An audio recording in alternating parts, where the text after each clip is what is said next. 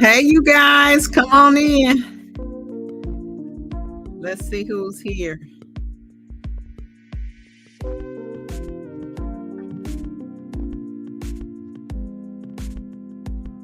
Hold on, let me turn this.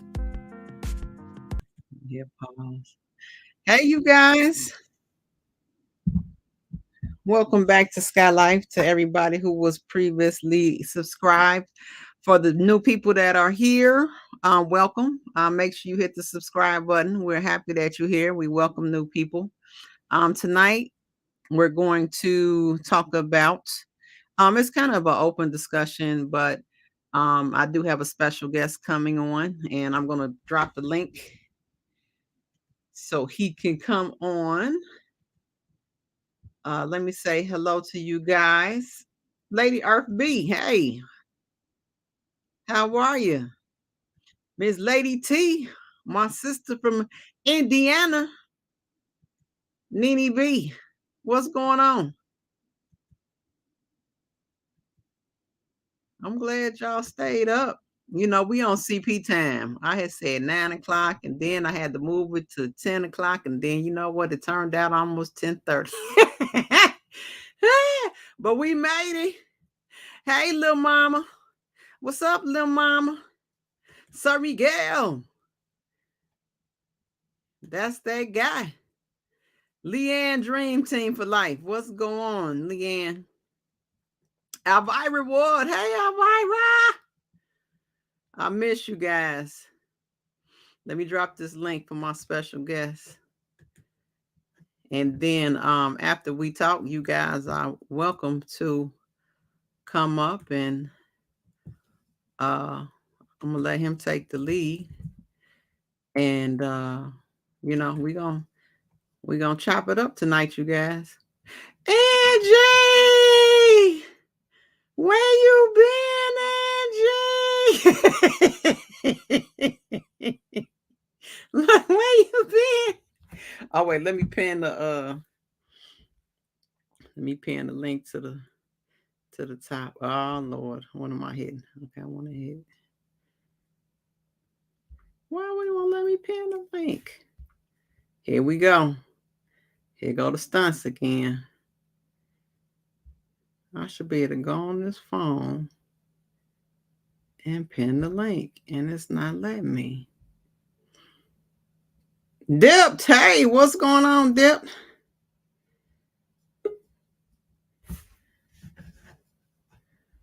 All right. And here is my special guest. Dun, dun, dun, dun. What's up, my beloved sister? How are you? I am well. How are you Good. doing tonight? Hey, all is good. Can't complain. God is good. All the time. That's right. So, Sir Miguel, I'm gonna give you the floor because I wanted to come on my camera, and I don't know what I did. I downloaded the application, and now all of a sudden my camera's disappeared. But I'm gonna let you go ahead and give them an opener on what we're gonna talk about, and you can go ahead, and I'll just chime in All right. as we go. Um, what I wanted to bring to everyone's attention in the chat, and good evening to everybody in the chat. Sky Life and I were talking behind the scenes. We've been kind of talking about some things in terms of how we can help our people understand certain things in terms of mental health. And I think the most important part of understanding mental health is where are we at mentally, individually, as a group, as in relationships. But I think first and foremost, we have to start with ourselves first. How do we respond to our own mental health issues? Are we really taking care of ourselves mentally? Or are we just going through the motions and not really addressing what's really bothering us, whether it's a personal thing, whether it's through a relationship and things like that? And I think we as oftentimes as a community, and I'm not going to say black, I'm going to say melanated people, we kind of overlook our own mental health issues, and we try to fix things without really fixing ourselves and not challenging ourselves to ask us what's really bothering us, or is there anything bothering us to the point to where we think we can handle it, but we're not really handling it per se. And I think it has a carryover effect, not only just from a mental standpoint, but it has a carryover effect socially, monetarily, spiritually, communication wise, and I think also socially. I think it's a very important that we as people challenge ourselves and ask ourselves, are we mentally prepared? Are we mentally healthy? Or are we denying that we may have some mental health issues? And that doesn't mean you're on medication or whatever the case may be. It could be from depression, anxiety, social anxiety, or whatever the case may be. Or you can be an excessive introvert to the point where you don't want to deal with people. You're kind of a loner, stuff like that. And ask yourself, why is these things this way, and what can we do to improve it? Or how can I improve it? So forth and so on. So I kind of do a spot check for myself every morning that God allows me to wake up. I tell myself, if He allows me to open my eyes, then I'm able to make a difference. That's not only for myself, but for other people around me. But I have to be able to challenge myself. Am I dealing with the things that's going on in my head correctly, or I'm just letting it pass on by and just saying it'll subside eventually? You want to chime in, Skyye Lyfe? Yes, and you hit on so many topics, and I see we got some hitters in here. We're gonna open up the floor as well. But let me say this. I'm glad you said that, because we are going through really tumultuous times. It's a different era, even with what they say is not supposed to be inflation. We're all feeling the effect of economics, the change. Our check is now smaller because of products we have to buy, things that we need, necessities that we need, that we have to purchase. And just overall, people who are working, whether you are working a 9 to 5, if you're an entrepreneur, just an everyday engagement with people, there's a certain amount of stress that we all endure and what's the word I'm looking for, encounter. Mm-hmm. So a lot of times we don't have time, even now, I call myself catching up.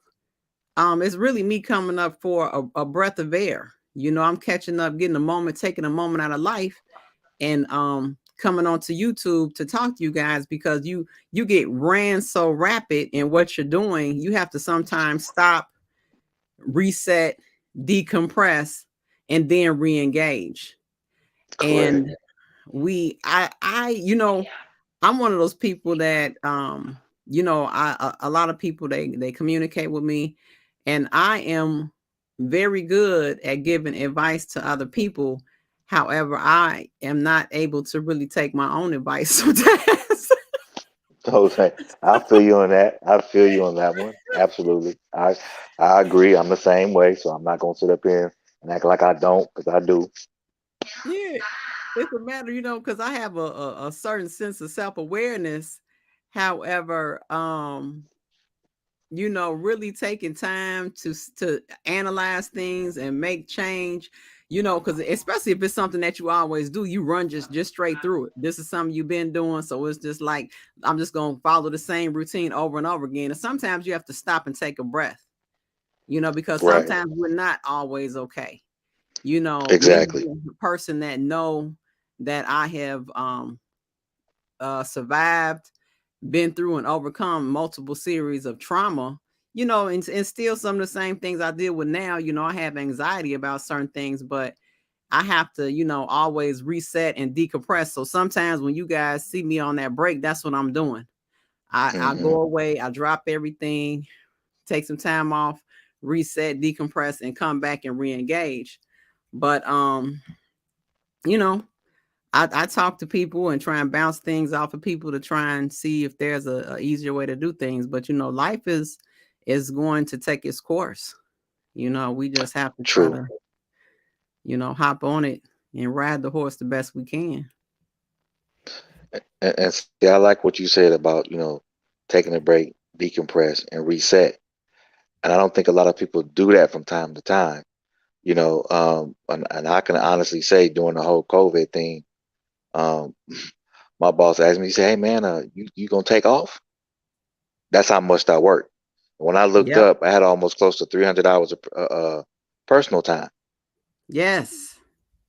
Yes. And you have to. It's almost like you have to. Like, I know people like that that are like you. And, my mother and my grandmother were like that. When they went to retire, my grandmother had like over a year worth of sick time. So she was off like a year of sick time and vacation time before she even had to retire. Same thing for my Hmm. mother. So, um, and I know, as a child, we were putting the press on my mother, but she was a strong woman and maintained the course. But yeah, you have to take off, Sir Miguel. You got to Hmm.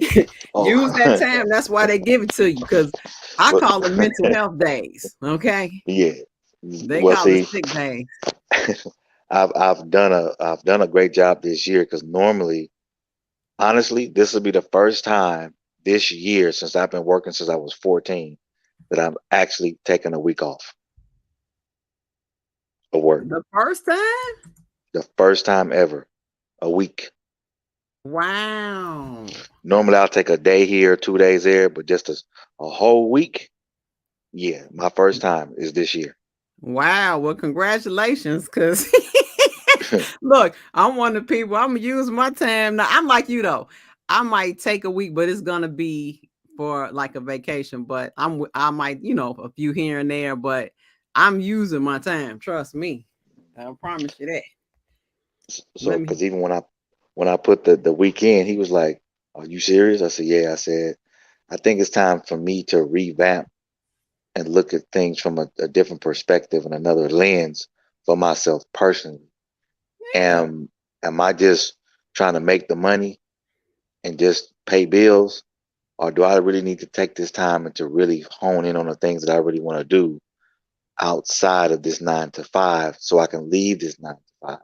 Because at the end of the day, yeah, even when I do become an entrepreneur, I'm gonna have to put the time in, but it's on my dime and on my time and not somebody else's. You know what I'm saying? Or saying, oh, you can't take off or this, that, and the third, or I gotta get it approved, or whatever the case may be. And I need to kind of refocus, not only for myself personally, but for my 13-year-old son who's about to be 14. And which I shared to you before, that he's an autistic child, and at the end of the day, he's going through that whole puberty process. So there's a lot of things that I have to kind of gear him for and prepare him for because he's going to be in high school next year. You know, Oh and wow. it's going to be a lot. So I have to kind of redo some things, change some things, and at the same time set some goals for him and prioritize his life because he'll be graduating from high school in less than 4.5 years from now. Wow. Yeah, that's going to be very different. So that's the mental part of it. That I not only have to prepare myself as a parent, but I have to also understand his feelings and what he's going through because there's going to be challenges along the way, and I have to be able to understand him and how he processes stuff. And I'm going to have to be able to process his feelings as well along the way. Yes. Because I don't know if people are familiar with autism, or adults with autism, or even children who have autism. Um, but they are all, I should say, they have specialized needs. Hmm. And none of them are really the same. They're mostly specialized to the individual child. You might see a few consistencies and within children, but each child, they might display different things when they're autistic. Hmm. I said, and that's the thing. We as parents are just individuals. We have to make sure that we're mentally sound. You know, Hmm. whatever the case may be. Because if we're not, then that's going to have a carryover effect on them or any individual who we may come in contact with, whether it's your husband or boyfriend or whatever it is they're going through. And if you don't understand how they process stuff or how they feel, and you just reacting and not understand what's in front of you at the moment emotionally or what they're feeling, then you're going to react a certain way and it can cause a whole nother situation that shouldn't even occur. You know what I mean? Yep. Whether that Because child is hmm autistic or whether it's an autistic adult or whether it's an adult who may have maybe depressed, have social anxiety or anxiety, or what you call it. They could be, impulsive, Mm-hmm. OCD or whatever the case may be. You have to be Mm-hmm. able to engage in such a way where you're not offending them, but you're having empathy and patience at the same time. And not everybody can do that. Correct. And that opens up for a good question. I want people to come up or either say in the chat what you do to handle stress in your life.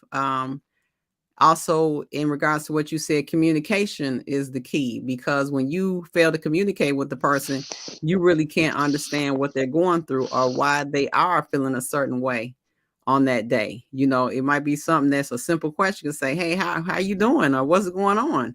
and just open that discussion up to find out what's going on with a person. Because a lot of times we're reactive, we assume, and at the end of the day, we really don't know what Exactly. exactly that person's going through.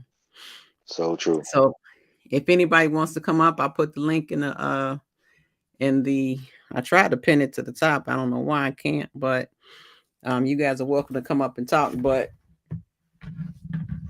um you can go ahead, Sir Miguel. Hold on. What I was gonna say, that's just kind of the gist of one of the things that me and Skyye Lyfe was talking about, in terms of mental health. And I think now to where we are in this crossroads of, you know, we may probably be coming upon a recession. We talked about inflation, and I think that's another thing. Stress and anxiety come in because you're going from paycheck to paycheck, or if you don't have nothing saved up, that can cause stress and anxiety because you're trying to figure out, well, damn, I could be, you know, two weeks from being homeless, basically, or whatever the case may be, if I don't do things right. And I think at the end of the day, it does cause anxiety. It does cause you to feel like, well, what do I do next? Because hell, a loaf of bread was $1.79, $1.80 2 years ago. Now it's $3.15, almost $4. Yes. And it's So spoiling a lot quicker. yeah, yeah, yeah, exactly. You I, know, and I'm going through half gallons of milk. Like, I'm like, I just bought it. So where is it spoiled already? I don't know what's going on. And then you look at the gas prices out here. Some places is 6, 7. You know what I mean? It causes a strain. And then if you're in traffic, hour and a half, to 2 hours trying to get home, that's stress, that's anxiety, that's frustration.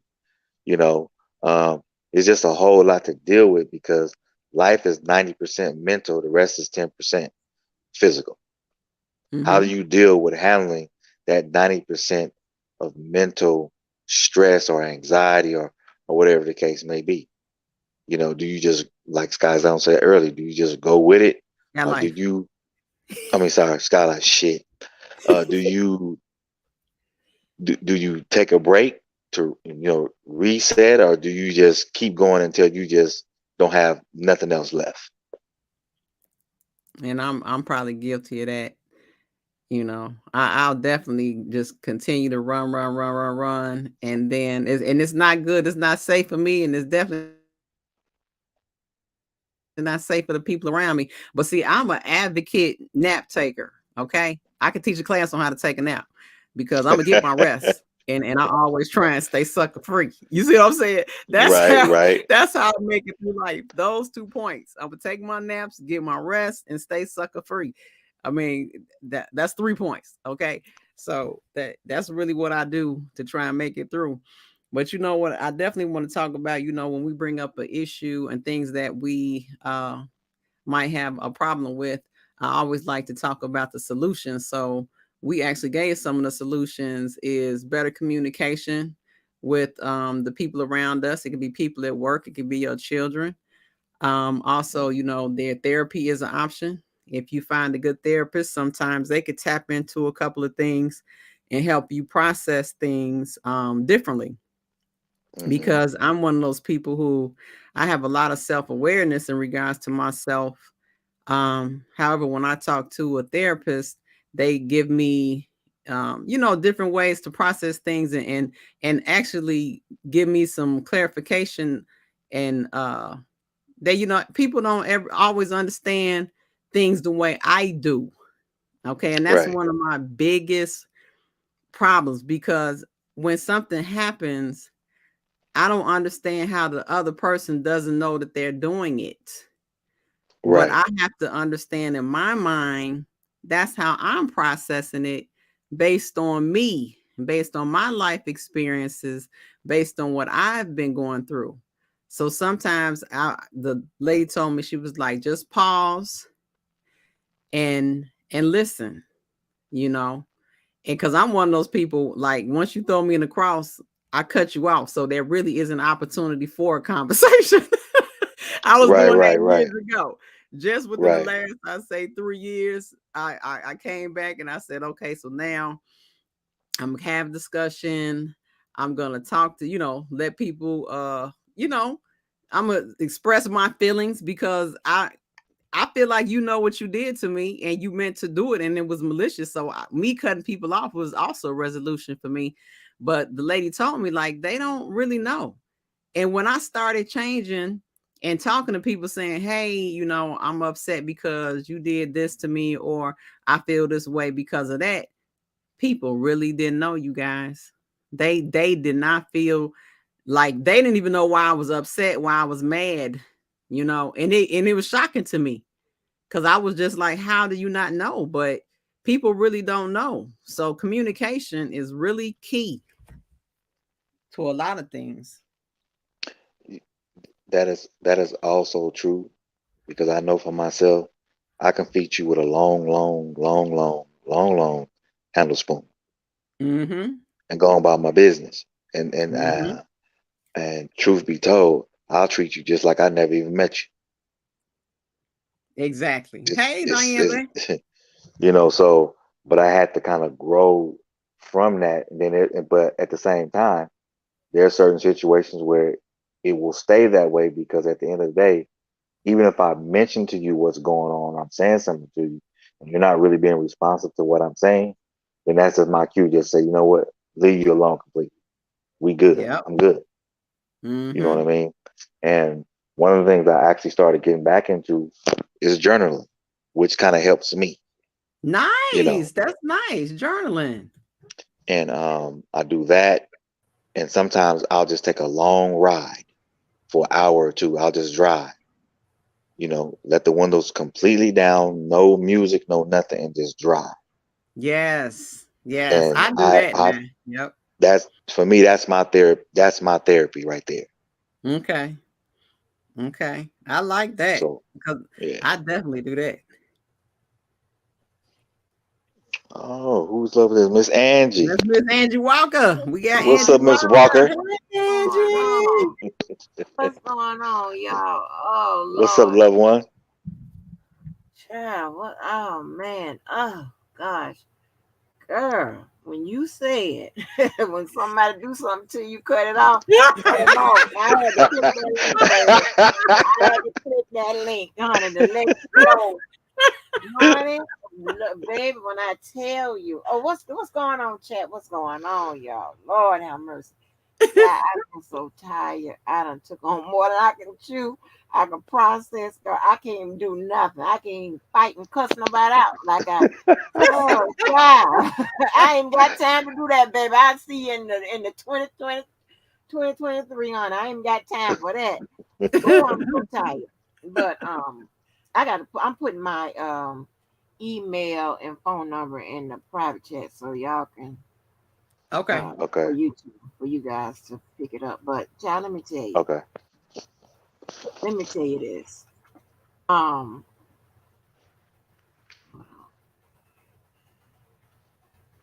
okay, I got it in there. So listen, so I took on too much, right? And then somehow I decided to try to go back to school. Remember, I told you I wanted to pursue that IT thing. I Yes. done used all I went to school 14 and a half years. I done met the aggregate limits for the loans and stuff. So only thing I can do is apply for goddamn scholarships and stuff. and I looked up and got one, right? So I'm supposed to start. But anyway, so let me tell you this, right? Um, I feel that it's not nothing that really affects my mental health, in a way where what people say, what traditionally mental health issues are. Mm-hmm. But when you talk about stress, Ooh. now I may be feeling maybe a little level of stress now because I've Mm-hmm. taken on way too much. Yep. And then because I like to be perfect and some other stuff, I just don't know how to let it go. Let something go because I feel Yes. like I'm letting others down. You know what I'm saying? Companies and stuff like that, especially when so you agree to take the contract, right? So let me tell you this, and maybe because you said it, y'all, I know Sir Miguel, he comes up with the answers, honey. He be coming up with the answers, and Sky, you say you know how to give good advice, right? Because I don't Mm-hmm. know. Because see, I'm about to have a mental health break on this lady on this job, right? So let me tell you, because I almost got her. Sky, I almost got this lady, and the thing I need to learn, and I've been told this, that here's the thing, right? I think that I need to let you know exactly how I feel. If I don't like Yes. you, if I don't Mhm. like you, that's exactly what I'm gonna tell you. I Yes. don't like you. And if I don't like something, or if I feel this way, I feel like I need to tell you that. But I've Yes. had one big blow up within the past week, and it really got to me or whatever, because that's somebody, I mean, and they didn't like, and they told me that I could keep some of my comments to myself, and I'm just not fake like that. If that's how I feel, I think you should know it. I'm Right. not gonna sit there and go, okay, all right, and knowing I don't like this person or that person or whatever, right? So the lady on the job, right? I don't know what's wrong with this heifer. Okay, she's going around saying all kind of stuff about me. I'm not doing this. I'm not doing it, and which is a lie, right? And if she had a problem, the person to tell is me. Okay, because we kind of like on the same level. It's just she's you know supervising for one place, and I'm supervising for another. But if but their company hired us, so if she has a problem, then she should come and give me the corrective action. She can't do that because she knows she's lying. She's going to everybody else, talking about everybody, whatever. She just got there, right? So, girl, she hadn't told one of my little partners something. She talks so much. And she came back and told me. By this time, I'm already frustrated. Said I done been in a car accident the other day. I'm just tired, right? Oh So, no. yes, I was in a car accident and all that type of stuff, all that foolishness. It's just going You down. okay? Somewhat, but I still listen. I still got to perform, so it don't Yeah. matter, Yeah, you're right. So yeah, so and then it's that. Yep. So I just the answer I want is how do you keep it together? But so anyway, so she told me this, and so when the lady passed by, um, I was girl. I said before I knew it, she was passing by and doing all that little chitter chatter like like she everybody friend or whatever. Honey, I before I knew, I said, let me tell you something, and I pointed my hand.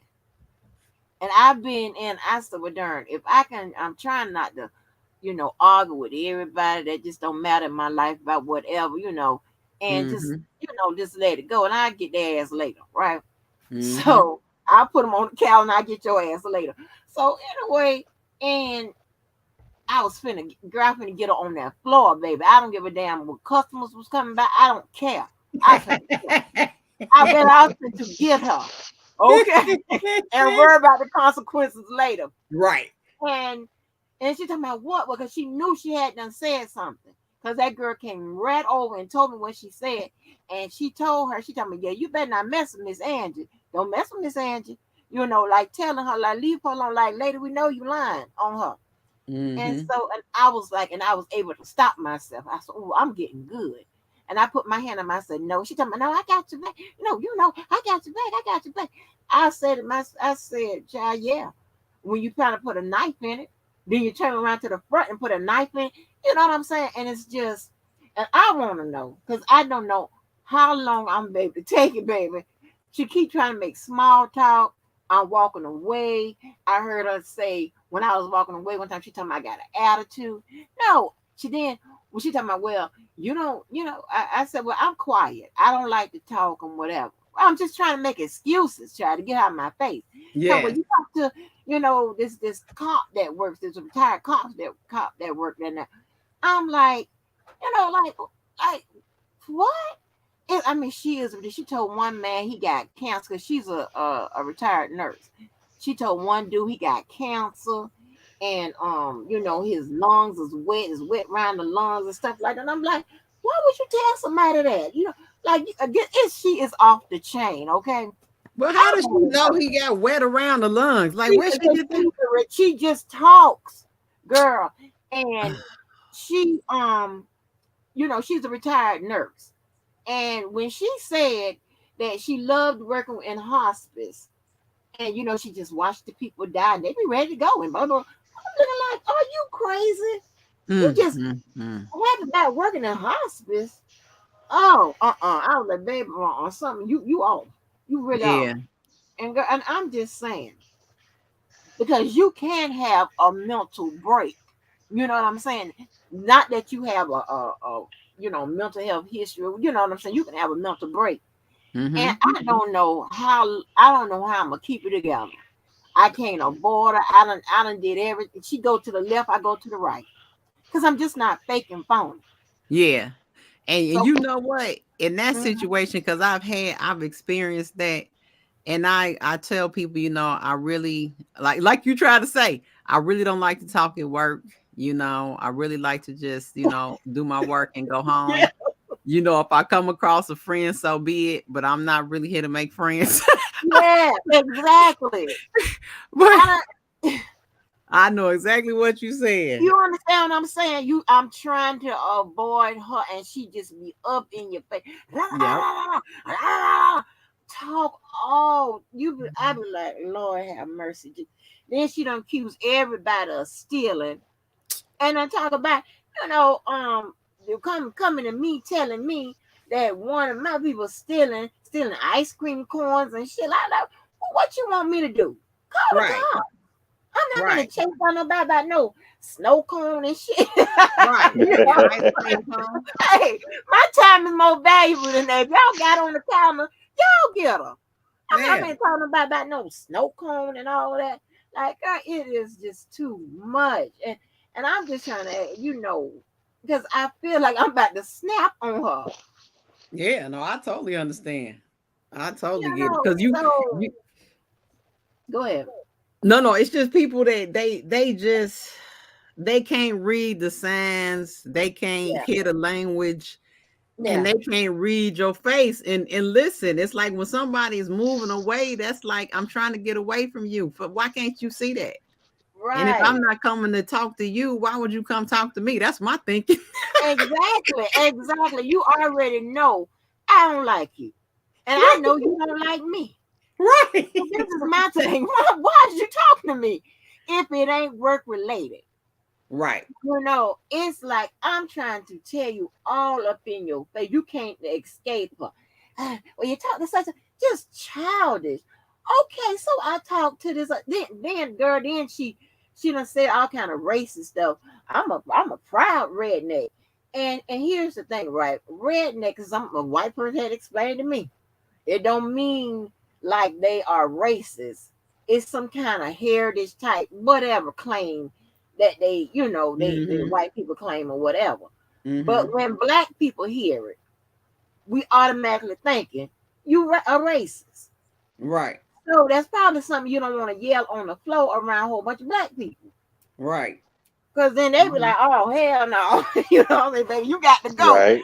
So you understand what I'm saying? So it is so and I got this funny feeling because it would be my luck.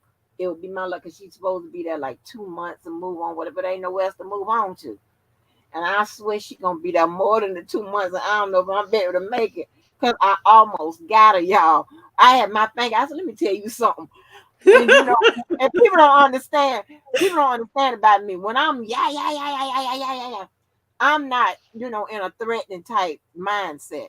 But when I Right. start talking calm and quiet, I always know that's when the foolishness gonna start. That's when Yeah. I'm gonna hit you. Hmm. I'm gonna deck you. You know what Yep. I'm saying? So I can't stand. And then I'm hypersensitive to racist and stuff like that. Oh, I You say can't stand it. Oh. anything, I Mm. think that's racist. I'm be like, huh, what was that? You know. So Yes. I'm just trying to, boy, I just don't know, bro. She done. I mean, she done did it. There's no coming back from that. We would never be cool because you Yeah. don't. You just got there and you don't. And boy, that's thing. I'm trying to tell you, I don't want. I don't want to go in. So when it Yeah, gets some like people that, just can't read the signs. They can't read the yeah. signs. And that's the scary part because it's almost like because I feel what you're saying because she's proud to say she's a redneck. She's proud to say how she is. That's personal. So Mm-hmm. you might say something else that might offend me, and now you about to change our work situation into a personal situation. Right. You know. Right. And then So and now that I think about it, like if I don't feel like going in or I'm feeling some kind of way or whatever, that is a play on, not a mental health issue, but that is a play on my mental health. Because now my mood and my mindset is all the way has all the way changed dealing with her. yeah. And Oh this is yeah, people. somebody I Yeah. don't have to deal with, huh? Yeah, people will, and that's what they have to understand because that's really you are affecting my work performance, and it's almost you really can't say it's harassment because you really haven't told her to cut it out and beat it and go sit down. But Yeah. it's she's affecting your workspace, your mental, your work performance Yes. because she's there. Exactly, and just like girl, you can't. One day I'm gonna cut that track on. I'm gonna let y'all listen to it. I'm gonna play. I'm gonna upload it one day. I'm gonna be like, listen to this now. Listen to this now. Yap yap yap. About everything. When she told that man he got cancer, I'm like, you can't tell nobody they got cancer. No, you cannot. You Are you crazy? cannot. To say it has no filter, none. Oh, no. Then she ate off the floor today. I was done then. I just threw my hand up. Ate off the floor. Off the floor and got me thinking. Then she probably the one that told them people that lady, because this lady, she's a retired cop and she's retired army, right? Okay. Got me got people thinking that lady then went up there and stole snow cones and stuff like that and put in her backpack. So I asked her about it.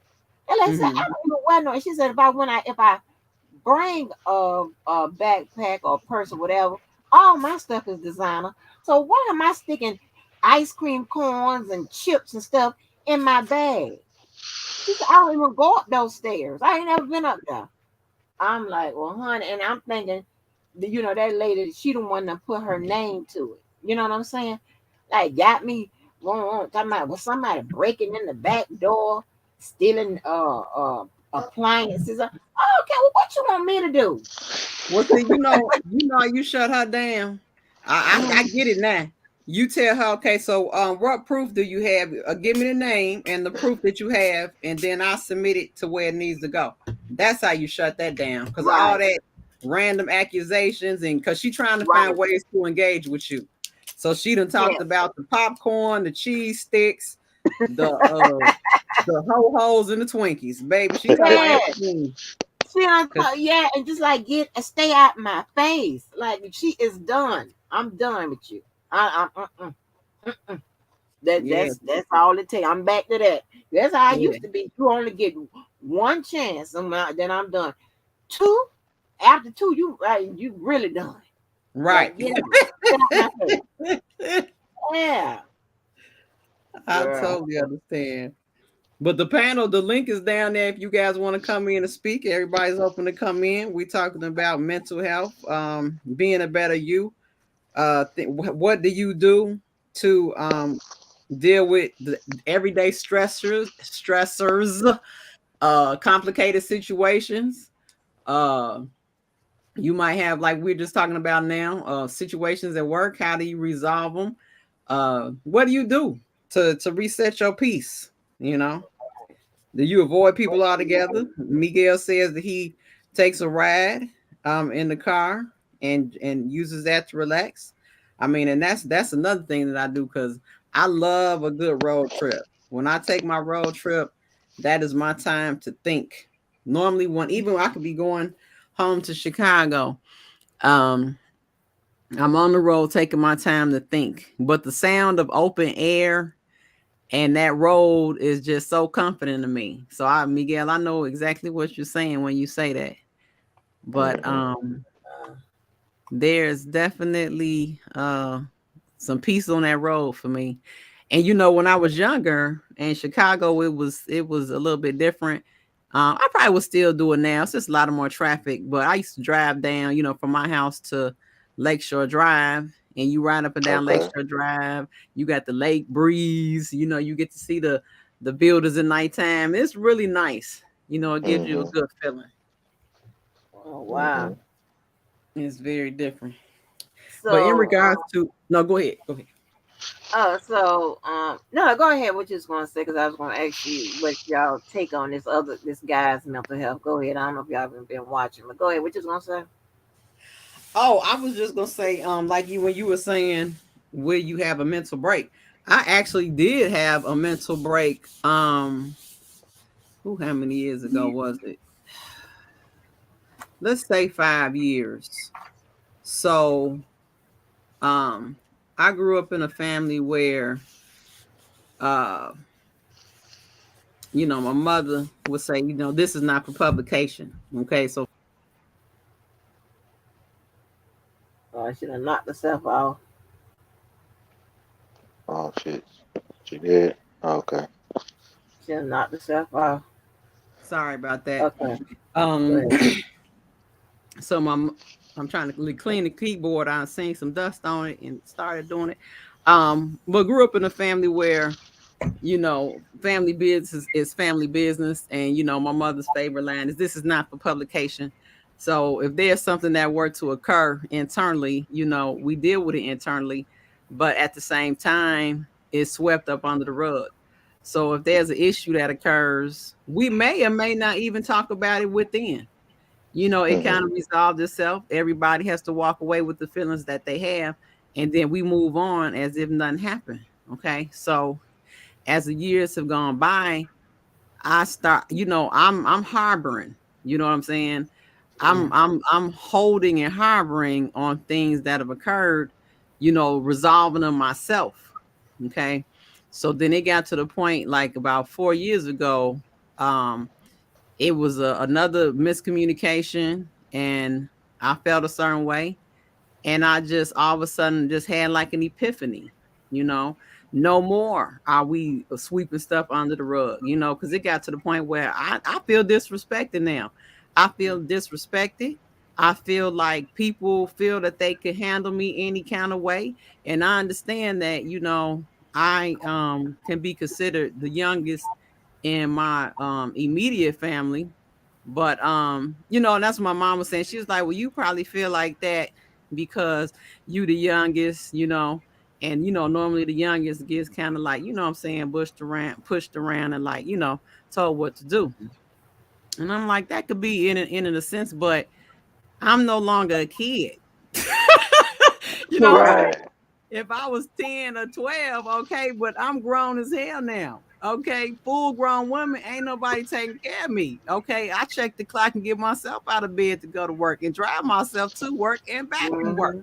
So we got a different circumstance here. So in regards to just making plans for me, thinking that I'm gonna show up somewhere just because you, my cousin, you, my family member, and taking all that for the benefit of the doubt, I ended it. So at that point, I was like, if you don't have basically, if I'm not a priority in your life, I stop making people a priority in mine. Okay, because I automatically, that's my family. Christmas, I'm with them. Thanksgiving, I'm with them. Birthdays, I'm with them. But how come when I go to my friends, they more happy to see me sometimes than my own family members? So I made Right. an instant change.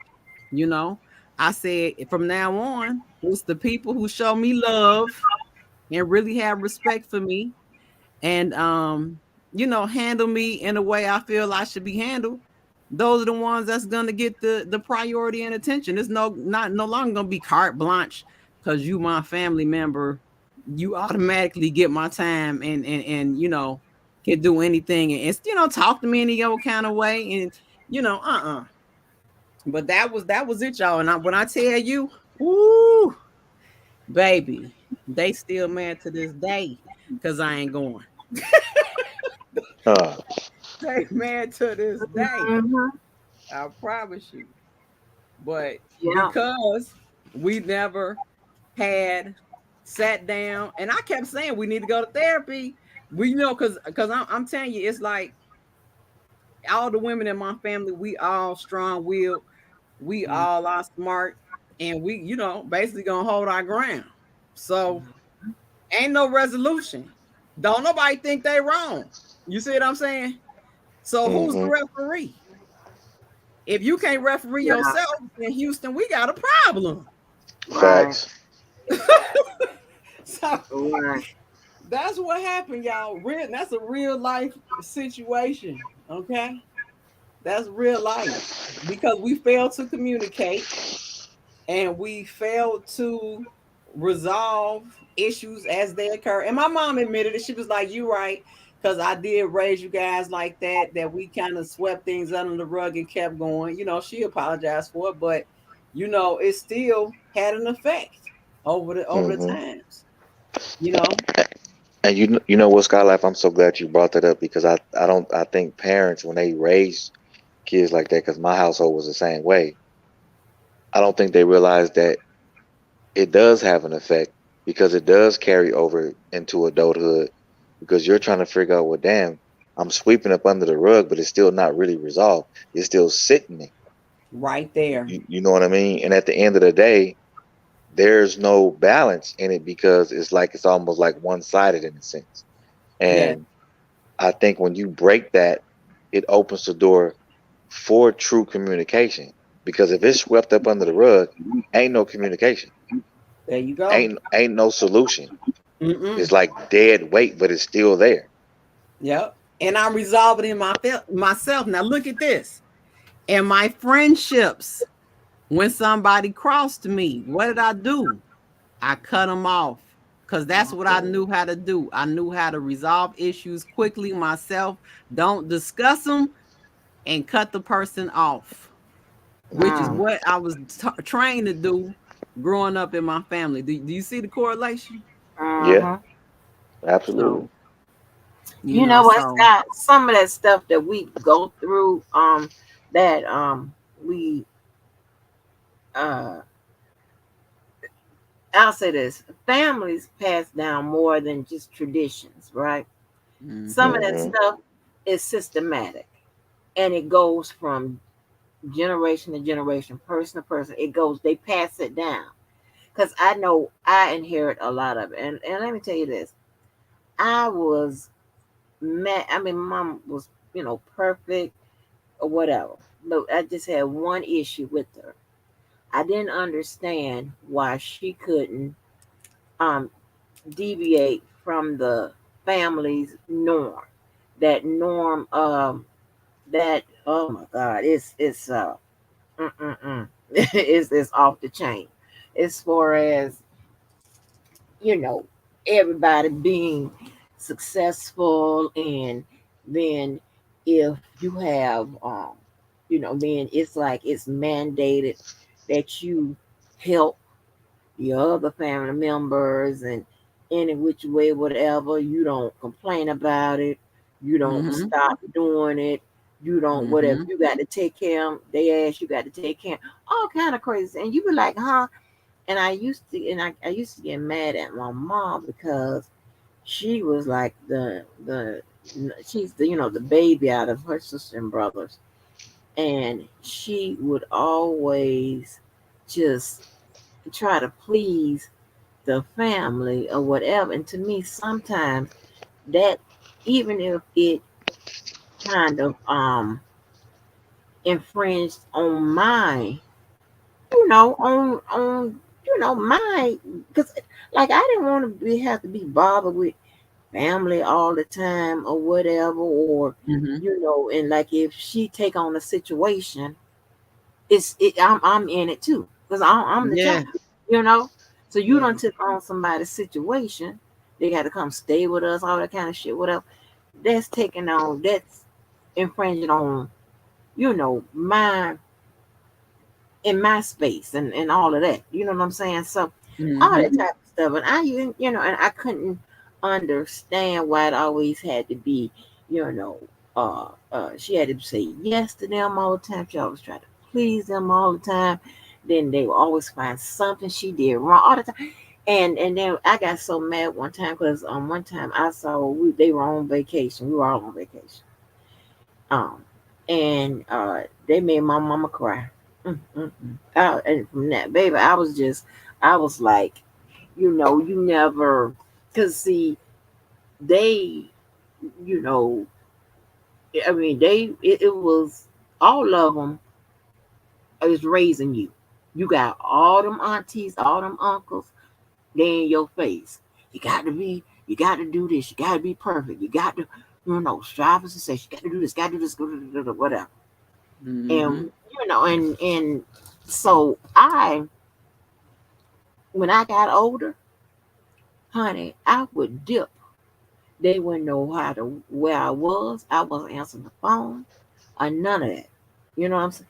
They think they can just come over unannounced, all of that kind of stuff. They would come if your house ain't clean, right? They will clean it for you. Oh. You could, yes, ma'am. I couldn't play. I'm in my 40s. Okay, at this time, I was in my 40s. I got in trouble for playing rap music when they came over unannounced. We was in there drunk as hell. You come over to my place. Pass Right. by. I never forget the song I was playing. I was playing Big Pun. If people want to F my wife, people want something my life. It's so hard. Yeah. Uh-huh. And I was, and listen, and I knew to cut it off. Right. I was being defiant because first of all, you ain't called me to let me know you was coming. Right. And we up here drinking and playing spades and stuff, and it's like, and I was defiant. I got in trouble for that. Like, huh? What? And Yeah. I shielded my child from, from all of that. I made sure because they're gonna go down the checklist. I made sure I told my child, I said, listen, now you got to get these degrees, and you got Mhm. to, do all, perform. You got to go down the family checklist. But after that, after you meet those, requirements, because if you don't do it, they're gonna come talk to me about it. Why you ain't doing it? It's crazy. And so, man, and I didn't want that for her, and I didn't want that for my little cousins. My little favorite little cousin. It's so crazy. We had a text message with my other cousin, and I was pretty much saying, like him and I are the black sheep because he went and he got black one of them braids in his hair and a tattoo and all of that because you can't get Mhm. none of that in this family. Honey, he almost did that. Almost put me in the hospital too, because a lot of that systematic uh rearing, that parenting they gave or whatever, it's in Yes. me. I ain't gonna say it's not. It's in me, Yes. but you know, um, so me and him, we was laughing because you know we say we the most successful ones, but yeah, we the black sheep. We got to pitch in him, take care of this person, help out him, whatever. And it's like, but we don't allow them to run our life. You know what I'm saying? Right. You know what I'm saying? You're not gonna, Mm-hmm. no, I'm finna listen to this music. I'm finna, Mm-hmm. I'm gonna wear the shoe. Girl, one time I got in trouble for wearing uh a slide, right? My toes was done or whatever. It was a slide. My auntie said I wouldn't have come out the house like that with those on. And because it wasn't a sandal, it didn't have a strap on it. Girl, I'm trying. Right. Well, I be like, hell no. Yeah, Right. girl. They serious. They Yeah, they serious. are serious. They are not. They ain't playing with you. They ain't Uh-uh. playing with you, girl. They ain't playing with you. And I was never going. And this is crazy. Me and my child, we had a blowout about this stuff the other day. That's what I was talking about. We had a serious argument about all of this or whatever. But and I was telling her, and I've let go a lot of the ways, like some of it's in me or whatever, but I never wanted her to experience. So I did shield her from all of that. You know, Yeah. y'all ain't got to pop up to her school. Y'all ain't got to we ain't got to have no family meeting or no stupid stuff. Mm-hmm. You know what I'm saying? Nobody out there twerking on Instagram. Right. Everybody out there wearing clothes with our butts out and none of that. I got it. Mm-hmm. I got this parenting under control. You know what I'm saying? So Yep. yeah, but girl, girl, man, Yeah. a lot of that stuff is traditions are passed down, but a lot of that, that stuff. What I just I'm talking about the stuff you experience and all that, they pass that Mm-hmm. down to us too. But you And know sometimes what, you Angie? don't know it. Hmm. Exactly. You don't. And it's like it's funny you said that because it's almost a give and a take. Because I talk to a lot of people in life, even talking to people on YouTube and seeing they upbringing and family experiences. It's like them, even my friends. I was Hmm. hanging with a group of friends whose mama, they could stay out all night. They ain't had no curfew. They could go wherever they want. Their mama didn't know where they was, what they was Right. doing, nothing. So I Hmm. had to, even when I was a teenager, I had to look and say, I'm like, okay, well, my mother to me is kind of strict, but it was really she had structure. Okay. Yeah. She was Right. providing structure. So, Hmm. but while she was providing that structure, she was also giving me what I needed. Um, Yep. on the educational level, a spiritual level, on a loving level. So she was Hmm. checking on the marks, but no nobody's perfect, no situation is perfect. But yeah, so it's a give and a take, because these people, because I got some friends, they was able to drop out of high school, and I was like, how you do that? How you do that? Right. Right. Right. Yeah, how you do that? What you talking about? How you, mom? I'm saying in my house, you are going to school. I don't care if you don't have a job, you gonna be in somebody's school. Even when I finished college, um, and that I told y'all I had got put out of college, and during my little break period, she was like, "Oh no, you still going? You just gonna go to the junior college, and then if I find me a job, then so be it." But that's not being in some type of educational situation wasn't an option for me ever. So it's a give and a Hmm. take, you know.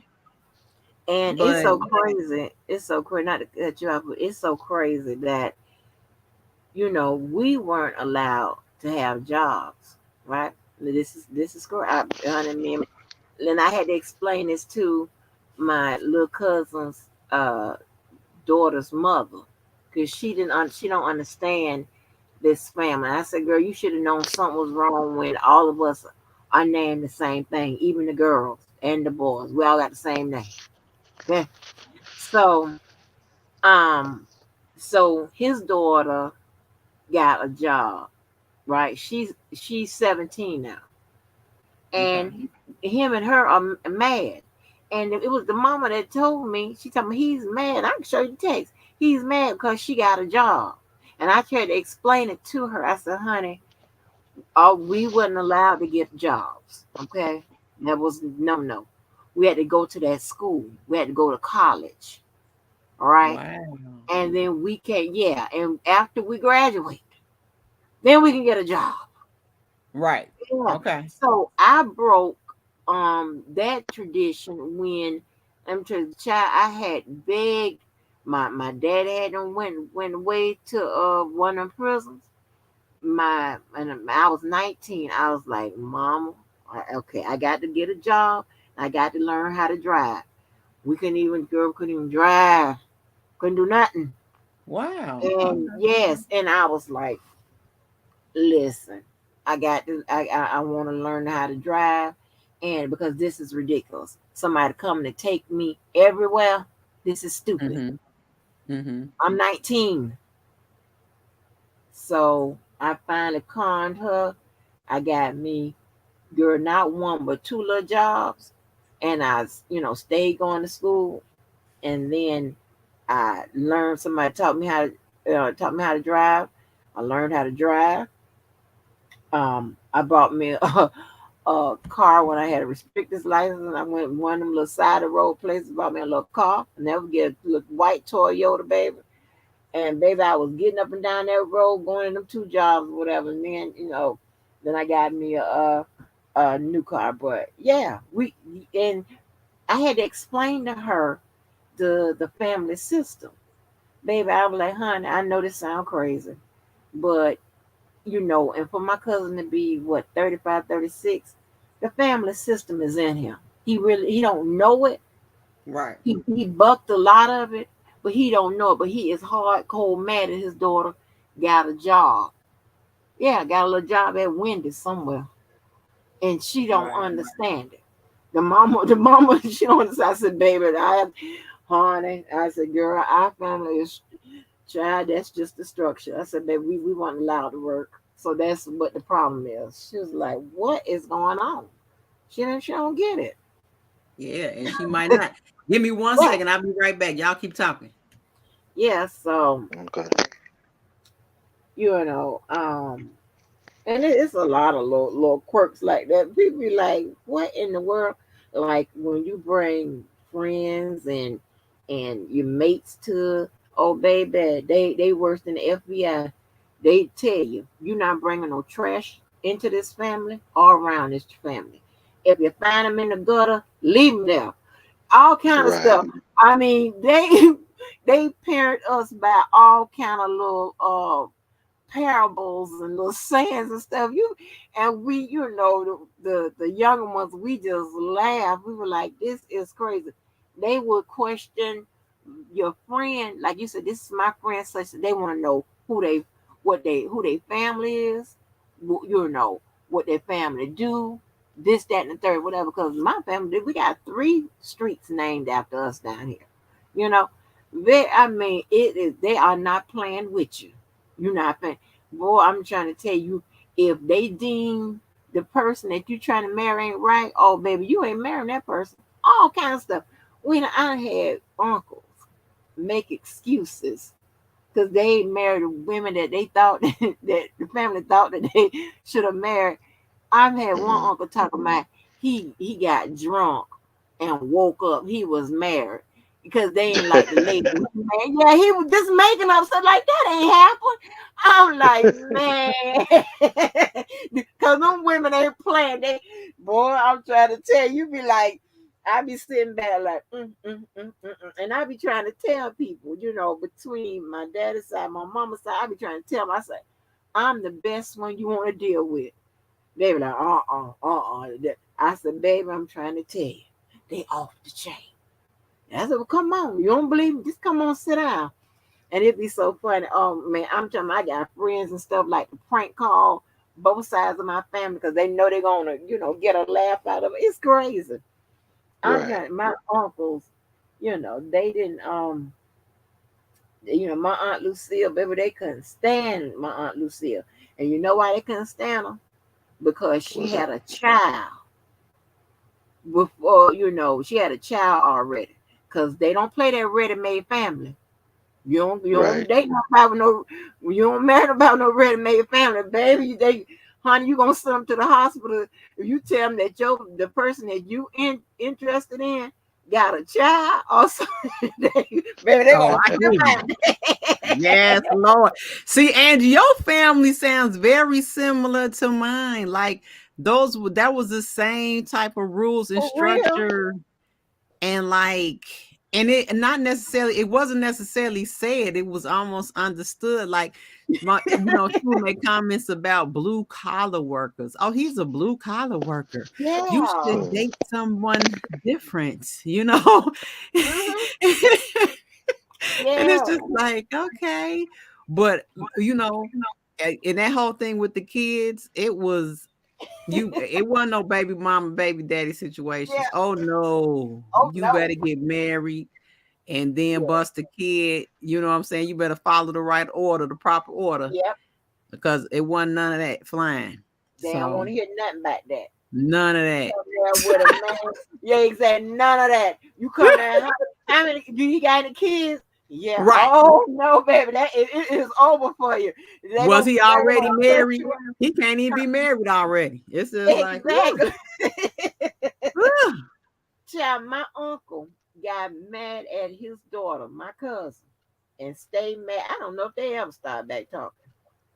Was mad at her for decades, all because she got pregnant in college. But she ended up marrying the dude she got pregnant from. He's a lawyer. She went on to be and actually she stays in Naperville, Illinois. Okay. Yeah.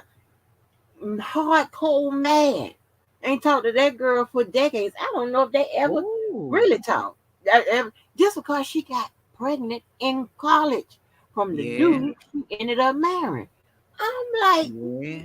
it is That's extreme, honey. no, that was. I promise you, if I would have busted that stunt, I would have got the same thing. That just was look. It was looked upon as a failure. Yeah, Like you went to college and you do that. So basically, you're not doing your work. You down there doing that. yeah, You doing the hokey pokey. So you're not focused. That's how that whole thing looks when that happens. right. Sir Miguel, do you ever heard of all this type of structure going on in families? This Oh way it's heck, moving. oh heck yeah. I mean, For shit. real? My auntie was like that. She was kind of bougie. I was Mhm. like, no, because she sent all her kids to Catholic school.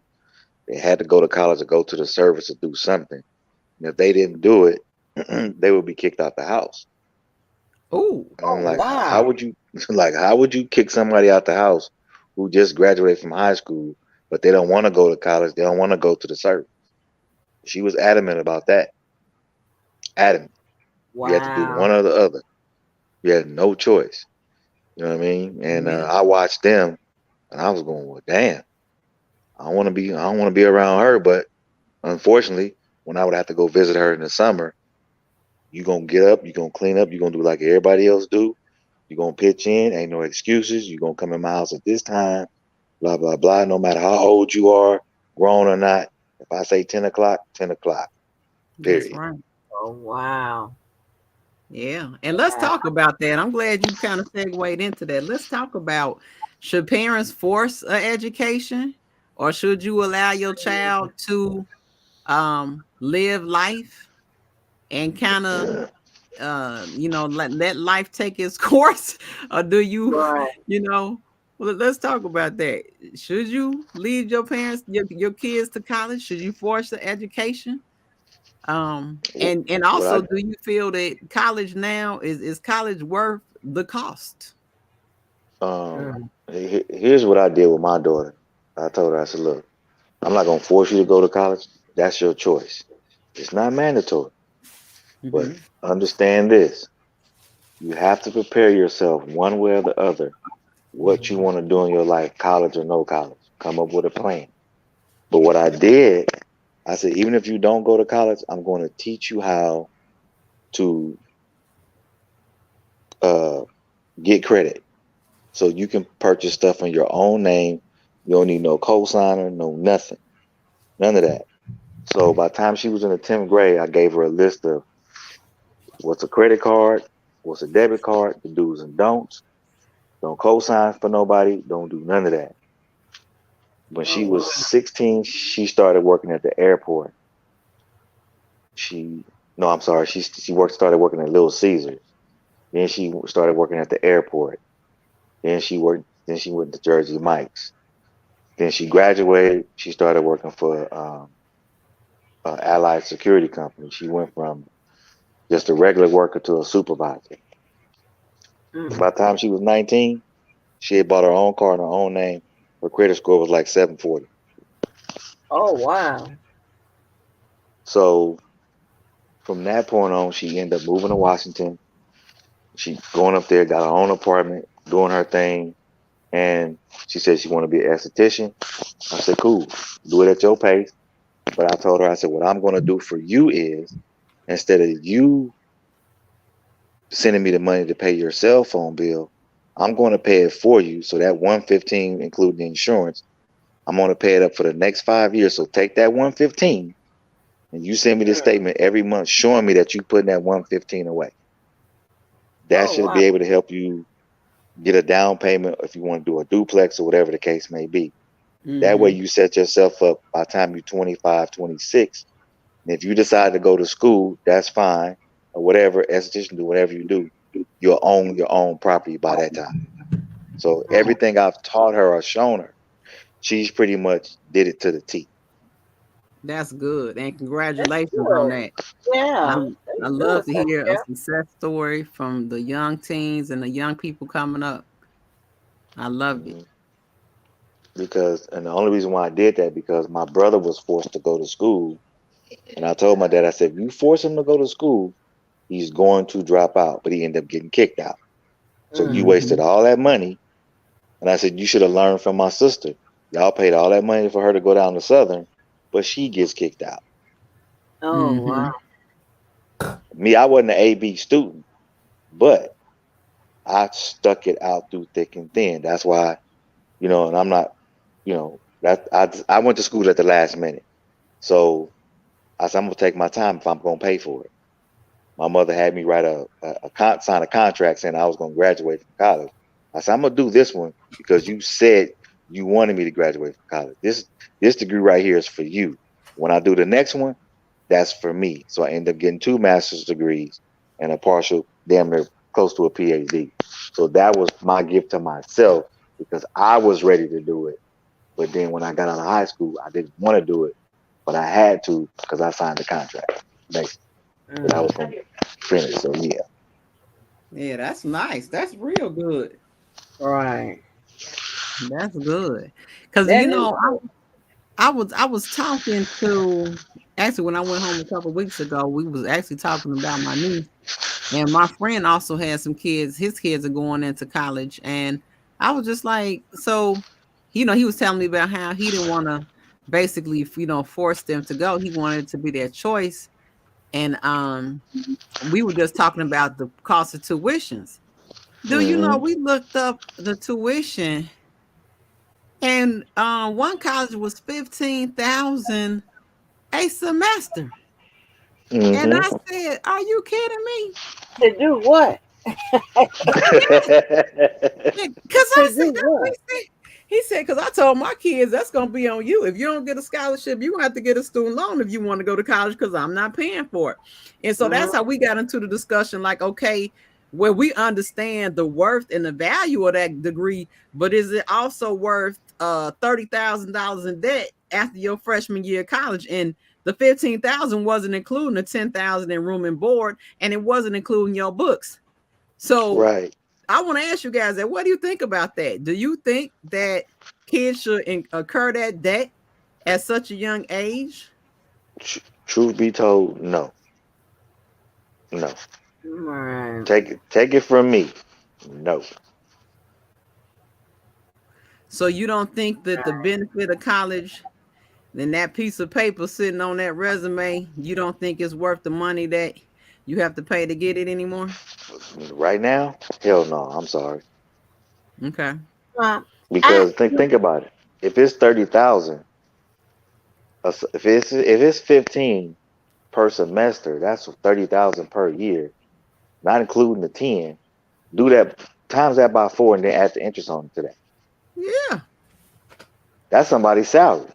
I'm totally with you. I'm College totally is with college is too expensive right now. And then on top of that, they don't do the whole trade school stuff like they used to when I was coming up. You know what I mean? you. Now that I Mm-hmm. Yeah. think about it, when I had a wood shop and metal class, Mm-hmm. when they took that out of junior high school, that told you right there it was money to be made then. Mm-hmm. And when they stopped doing all of that, yeah, you can go to do a plumbing and electrician, but a lot of people may not want to do that. That's true. You, you know, to me, well, in my family, that you don't even have a choice. You going in there, and even if the ones that went in the service, the few that went in the service, they Mm-hmm. still had to get a degree. So Wow. that's not even a choice. You don't even have a choice. You Yeah. going they gonna harass you, baby, until you go there, till you sign up for something and bring them back or whatever. But to me, the in the long run, it's worth it because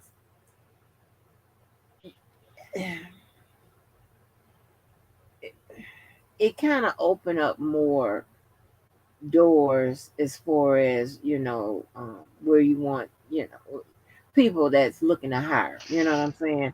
Because it Mm-hmm. makes you more competitive than just True. the regular. You know what I'm saying? Just somebody. Mm-hmm. It makes you look. And that person that don't have a degree, you know, could probably have more knowledge just by skills, and they probably worked in that field. But they like to, employers like to see that a degree sitting up there in that column. You know what I'm saying? Mm-hmm. Or even some type of technical skill, or technical certificate or something like that.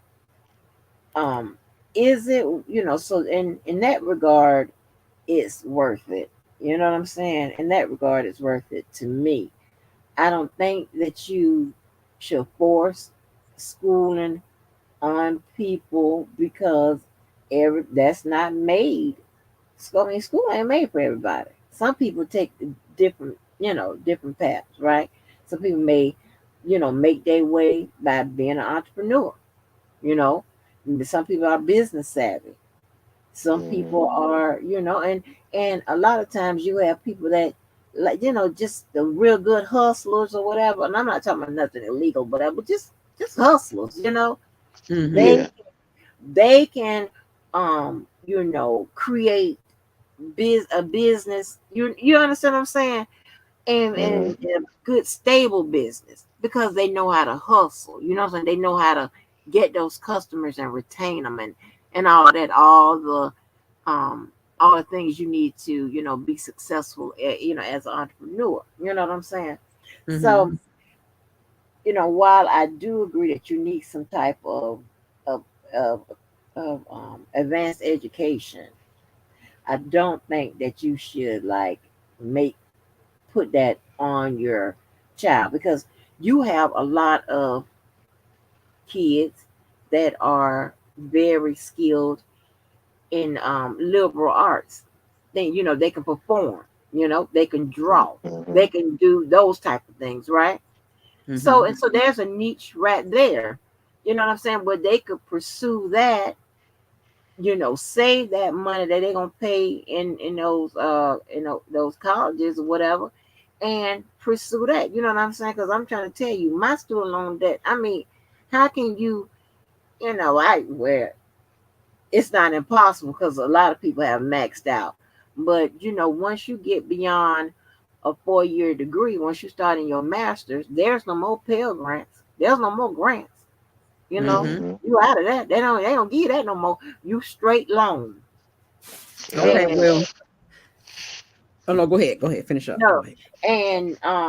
and so that's a bill. Like, and if I hadn't went and gone into the certain fields and worked to the places, that I knew that was going to wipe out that debt, at least majority of it, honey, I'd still be here, still trying to pay $500 a month.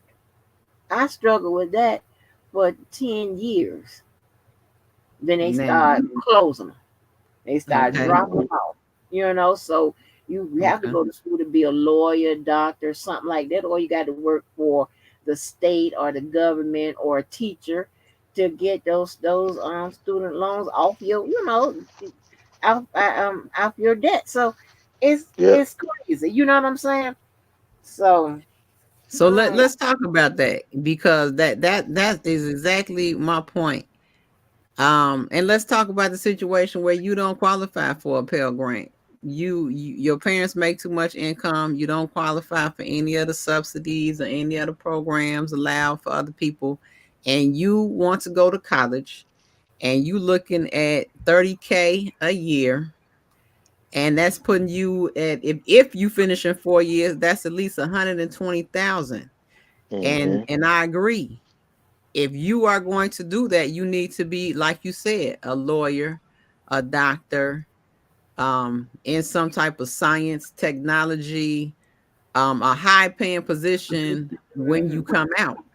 Because if you think you're gonna come out and be a social worker and you gotta pay $500 a month, uh-huh. oh, you about to be here, have a world of stress, because they're gonna start you off about 40K. Yeah, it Exactly. looks crazy. Like I can't afford this. Yeah. Yeah. So that's the scenario I was talking about. And like you said, in my house, and even in my niece's house, like, and I can't say I'm against her, but she don't have an option. I ain't have an option. My sister didn't have an option. Now, Mm-hmm. granted, 1,000 years ago when we was in college, it probably wasn't as high. And I did say that I was gonna call my colleges and see how much tuition was, because when my friend told me that 15K or so, I was just blown away. And Right. knowing what I know today, I agree with you. There's nothing like having that degree. I mean, that degree versus no degree, I mean, there's no comparison.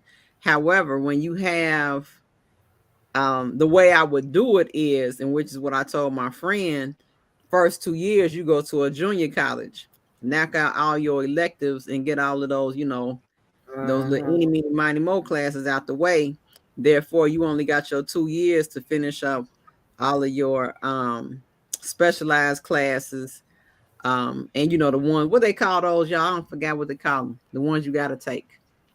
Either the residency or the core Yeah, your core. Yep, course. your Yeah, core the courses. core. Mm-hmm. Yeah, The and core. I said that's how they can approach it to try and cut down some of that tuition, because Mm-hmm. it's too much. Yeah. Yeah, I recommend, if you go to junior college, I recommend you take your you get your AA. That means you're getting all Hmm. your English, all your Yep. math, all of that at that lower level. And when you get ready to go into your 4 year, you don't have to get ENC 1102. Or Hmm. I mean, it's there. That's what it's called at every school I've never seen. So, you ain't got to get there. You ain't got to get SPC. That speech. What is it? Yeah, speech. Whatever. Yeah. Yeah, you don't have to do all that. You get all that. So Uh-huh. that, see, if you get an AS, right, that means you only have to get one English, a math, or maybe two maths, or Right. maybe One foreign one language. yeah. Uh-huh. But if you could AA, you got to get, like, I think at least two. I think it's two English and the SPC and the speech. You got to get, Hmm. you get all your sciences, um your American history with the humanities and all of that. You get all of that, but so make sure you get a AA. So when you transfer in, you don't have, that you don't have all that foolishness to tackle. You ain't gotta write all them papers and of course, in English and stuff like that. So you ain't got to do all that.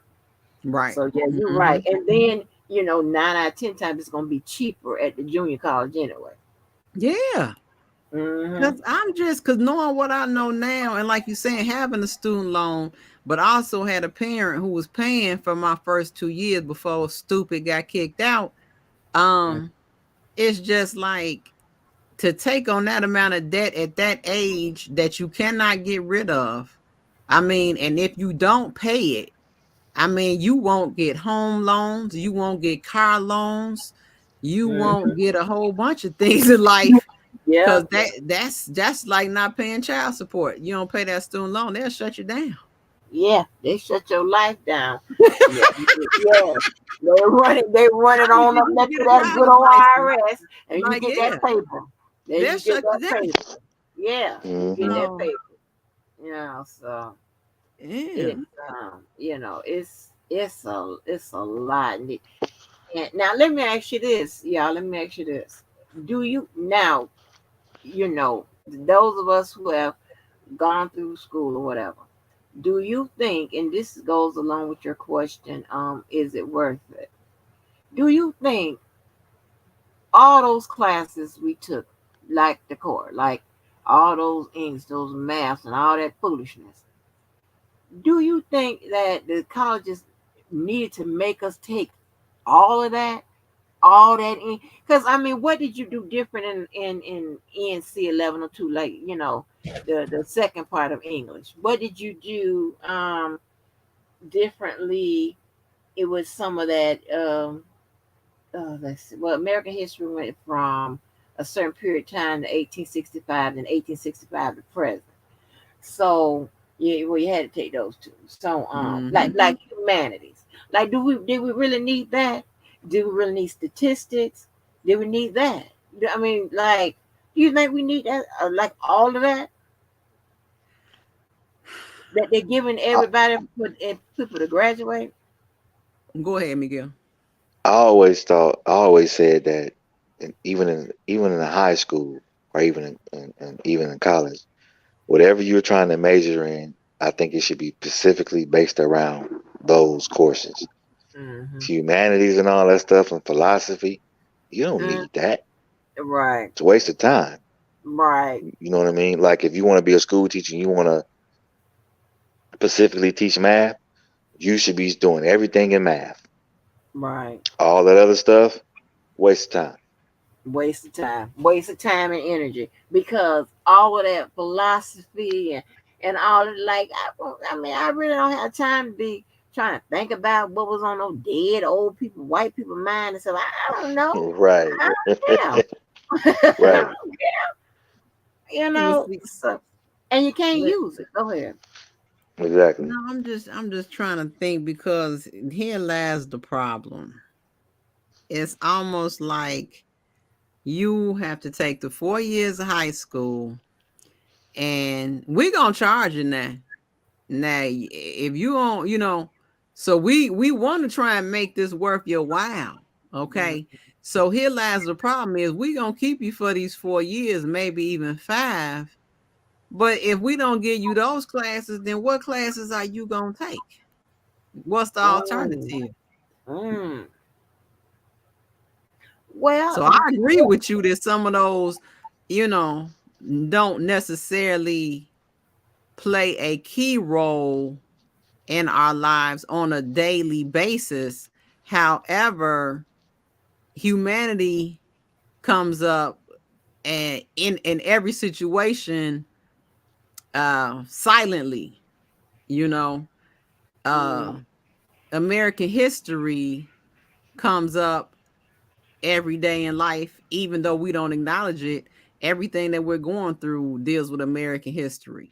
Okay, even though they don't cover all of the American history that they Hmm. should, we deal with it every day. In regards to how America moves. The government, uh, the policies, the laws that are passed, the way money is distributed, tax money and money for grants and everything like that, money that's given to schools, even when we have war, what this war is really about. All these things come into play when you Right. understand American history. So it's almost like, you know, we gonna get this money from you. So what classes do you want to take? Because it got to be some. true, Right. Right. true, but Right. I can. But listen, if when you look in math, and from starting from, if you think about what college was back in the 80s, the late 80s. and you what now? What these courses? Math. I mean, it's like they got a course in there called Mega Iga trigonometry, algebra, whatever. It's ridiculous. It's like it's the math. I mean, okay, you get beyond algebra, then they give you geometry. Then you got trigonometry, you got statistics, you got all kind of math that you ain't even heard of that they just putting it together, and it's like we're not gonna use all that.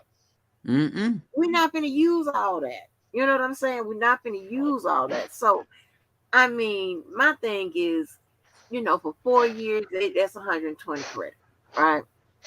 I say that we really don't need that second English. I can see America. I see American history class or whatever, one or two of those, a couple maths, a couple of science, and just my goodness, let the people go, let them go, free Yeah. my people from the class, and and concentrate more on your actual, your actual concentration. You know what I'm saying? Your major and your minor. I Yeah. would I Okay. would I would like to see more in the area of your minor, because for your minor, that's usually what, about 15, additional, maybe 10 or 15 additional credits or whatever. So I like to see them allow you to do more in your minor. I would And agree with that. I would yeah, agree with you. instead of just padding your thing with all those those classes, and I kind of feel sorry for those people that take that's in accounting, because I don't know how many accounting classes them people have to take. It's like, oh my gosh, like, okay, after you don't learn how to do the ledger, and this, that, and the third, what else is next Right. in accounting? Like, how many accounting classes you got to take? Yeah. I mean, yeah. Because I think my first major, I was a business major. And then, I went straight into a university. I didn't do the junior college first and then university. So um, they had put me in econ, uh, statistics, and I didn't do good in those classes. Now I did good in math. I was always good in math, but the economics, it was taught too hard for me, Mm. and it was taught too hard for me in college. So I wind up, after I got put out, of course, I came back and switched my major, but the classes that they had me in, it I'm telling Mm-hmm. you, it was rough. We got Miss Lady T here. Let me give her. Hey everybody, how Oh, everybody What's up, Miss doing? Lady T? How you doing? All right. You be good, Angie? yeah, girl, I'm being real good. I'm being real good and nice, like a sweet little lamb, like a sweet little old lamb. Girl, Cause ain't you, no you be out here swinging and banging. girl. I go to swinging and banging. But no, I've been like a sweet little girl, a sweet little tired lamb. I'm not tired. I'm tired. I'm Yeah, tired. tag. Yeah, honey. I have to put. I have to get my priorities straight, child. But you know, I don't know, y'all. I just don't know. I just, you know, when you look at, so let me ask you this, right? So let me ask you this: what do y'all think? So do you remember when Jennifer Bonjean was cross-examining one of the government's experts, right? And remember, Mhm. on his resume, he had University of Phoenix. Remember? Mm-hmm. hmm And she Mm-hmm. made some kind of little comment, right? Now, Mm-hmm. and I understand why she made that comment and whatever, because schools like University of Phoenix and I call it them advertisement schools. Be all on the TV or whatever. There ain't nothing wrong with them, but I can tell you this: people that went to um, traditional colleges, ones that have a building, Mm-hmm. and real accreditation or whatever. And I'm not saying that the University of Florida, Phoenix is accredited, but and all of that, they will look at places like University of Phoenix and what's that other one? Southern somebody university. Colorado is one of them, like Colorado something. Webster and all of that, whatever. They people look they people that hold, those type of degrees, they would look at it and be like University of Phoenix, like I'm it not like gonna lie, it's I'm one school. of them. I'm one of them. I'm No, one of them. Sky. Because see, University of Phoenix, they don't have all the stuff I'm complaining about. They don't have all the math, the English, the science, and stuff like that. I did. My friend got a job there, and he was in recruiting and all of that. And as a favor to him, I went over, to get his numbers. I went over there for one semester, and I got out Mhm. of there. I said, "Baby, y'all don't have no math, all the stuff I need. Y'all don't have the stuff I need." I went over there for one semester and got out. I just wanted to help him, get his recruiting numbers up and stuff like that. Other than I Uh-huh. was like, baby, I'm done. I can't go here. Yeah, I ain't. because you know I'm what? This good. the thing, Angie. It's bigger than rap, okay? Because as I said before, high school teaches you certain fundamentals, and college, does as well. So it's a lot of hidden lessons that I learned. Mm-hmm. Researching, team building, debating, Mm-hmm. um going doing those book reports. Do you have the due diligence and the sustainability to do 4 years, to do a 12-page book report all 4 years each semester? Can you get up and go to this library, go in this library, learn how to use the index cards, get the books you need, sit down, read the books, get the information, document the stupid uh library stuff. Remember, you had to document it exactly how the library got a certain way that you document your book report. Can you do that? That's part of the fight. Okay. You not Yeah. just waking up, getting on the computer. I mean, the fight is being able to sustain all of those trials and tribulations that they taking you through. So do Yep. I feel some kind of way when you could wake up and get on the computer and click a button and get a degree? I'm sorry, I do. I got a real attitude about it. I'm No, sorry. and then I you got do. to, walk with them In the heavy books cold. on your back. Yeah. Yeah, but honey, Dark, creepy, nighttime. You yeah, got to go back multiple times. Ugh. and Hated see, it. we didn't. I don't even think was online schools. I don't Yes, even think it was no, they around either weren't when I open was when I going. Uh-uh. graduated. Nope. They weren't Uh-uh. around. When I Yeah, graduated, huh? they didn't start coming, I think, until like the late '90s. Mm-hmm. Online slowly came grad slowly. Really? Oh, okay, because the my last degree was in 2000. Yeah. So, um, I don't recall if they had any online classes. Now, if the real university, I hate to say it like that, have online classes, then that's different because I know we give our students real work.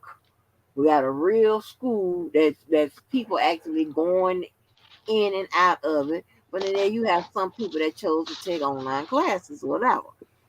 But it's not no University of Phoenix and that SMHOU and Webster and all these different kind of places and all of them. Like, oh, they don't have all their stuff. Hmm. Mm-hmm. And then And you got go ahead. no, go ahead. Go ahead. No, and then you got those schools and Sky, you got them same schools that be trying to offer people masters and 3 years They ain't even the whole thing, a whole master, which it takes 6 years. They want to give Mm-hmm. it to them in 3 and all of that. All that, I'm like, that's Mm-hmm. that's suspect for them come from them type of schools.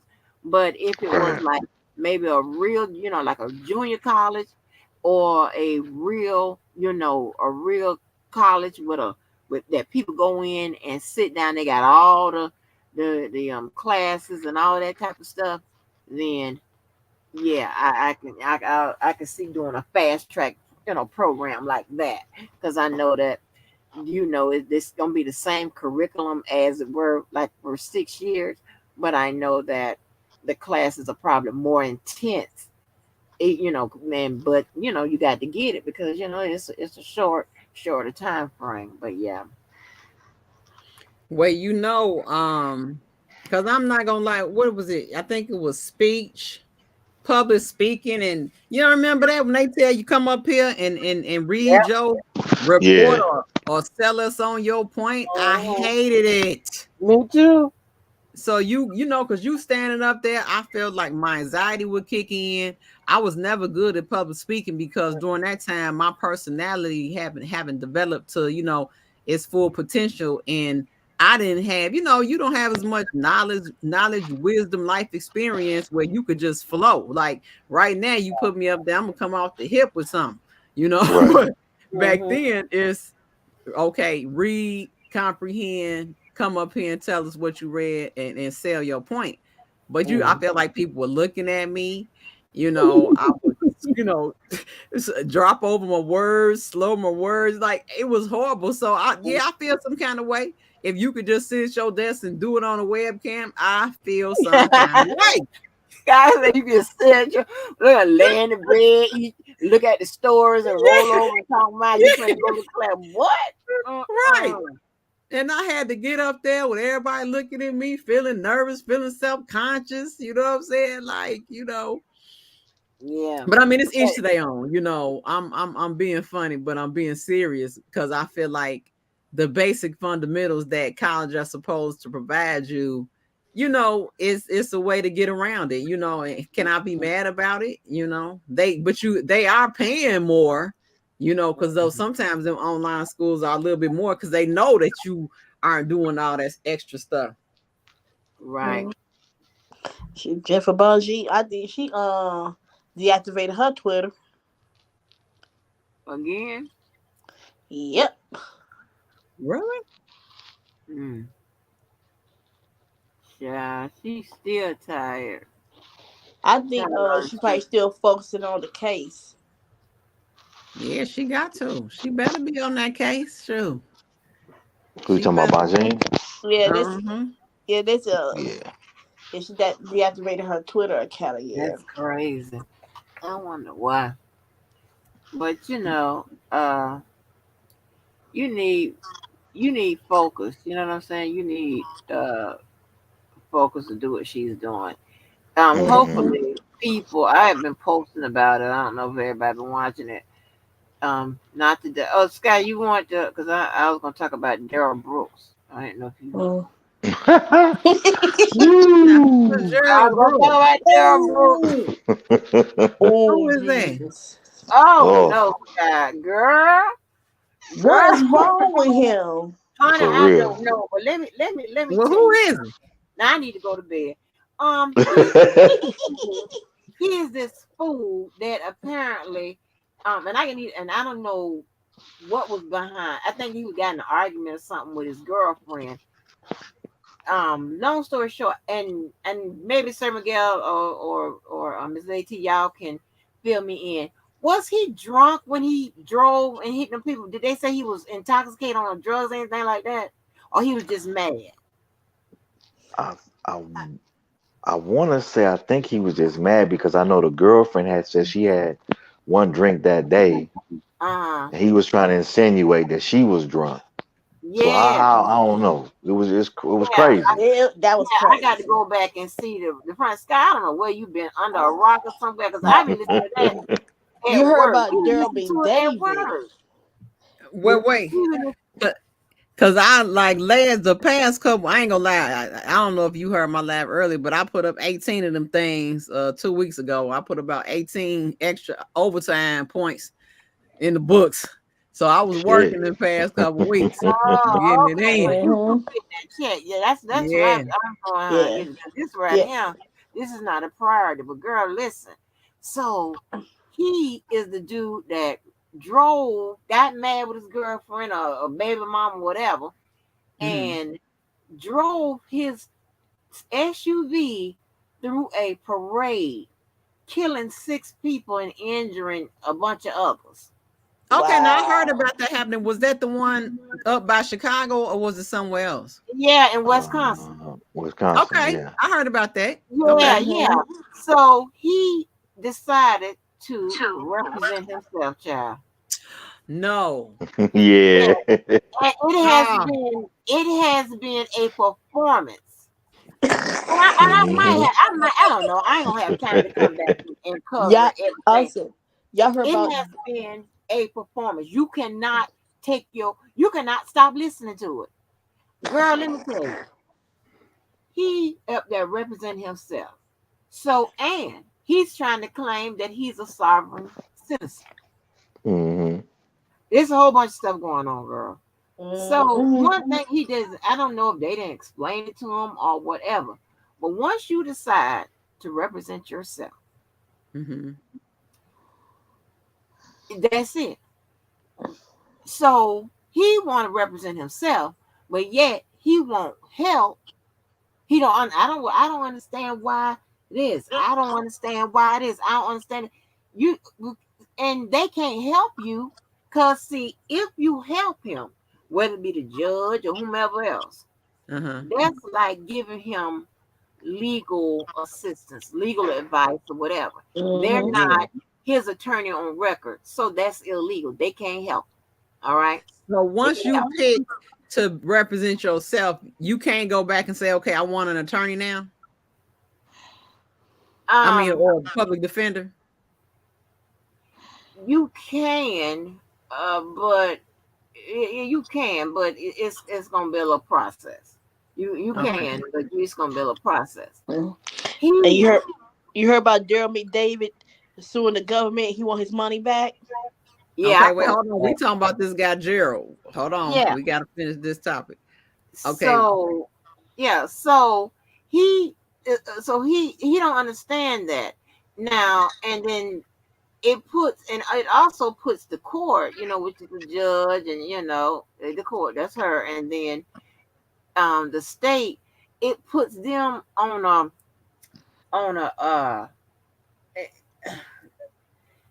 they have to be careful, with this because now they're trying to make sure nothing comes on. They trying to make sure that they don't do anything to frustrate or offend or infringe on his rights, right?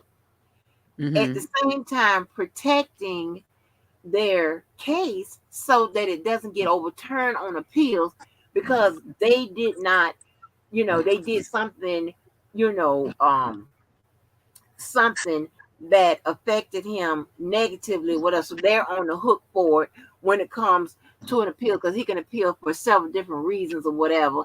And he has created a whole mess. And then Mm-hmm. yes, and then he wants to claim to be a sovereign citizen.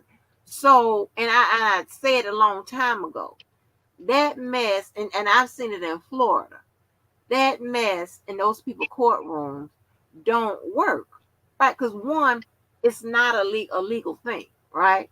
It's Okay. something somebody, some group or whatever made up, and they don't recognize the law of the land, right? He Mm-hmm. refused to be called Daryl Brooks. They don't recognize their name. They recognize the um the government, whether it's state or federal, as a company. Not so, and they're saying that by them being a company, they aren't allowed to bring cases. So therefore, the case is illegal because the government isn't a person. They say only people can bring cases. There's a whole mess with this sovereign citizen Okay. thing. He has showed out. The lady had to put him out a whole bunch of times. For real? Girl, you got to go back Yep. and watch it. It And is what's his name? Gerald what? Daryl Brown. Daryl Brooks. Daryl Brooks. I mean, ooh. Yeah, it's Darren Brooks. deep. Now what channel is he showing? Is this on It's CNN or on Court girl. TV? It's on court TV. It's on law and Okay. crime. It's on news channels. And that judge, it has been so patient. I don't Yeah, understand she why. was patient. And then, but the other Wow. was it was yesterday. She said she got scared because he done bammed on the table and he's giving her a stare down.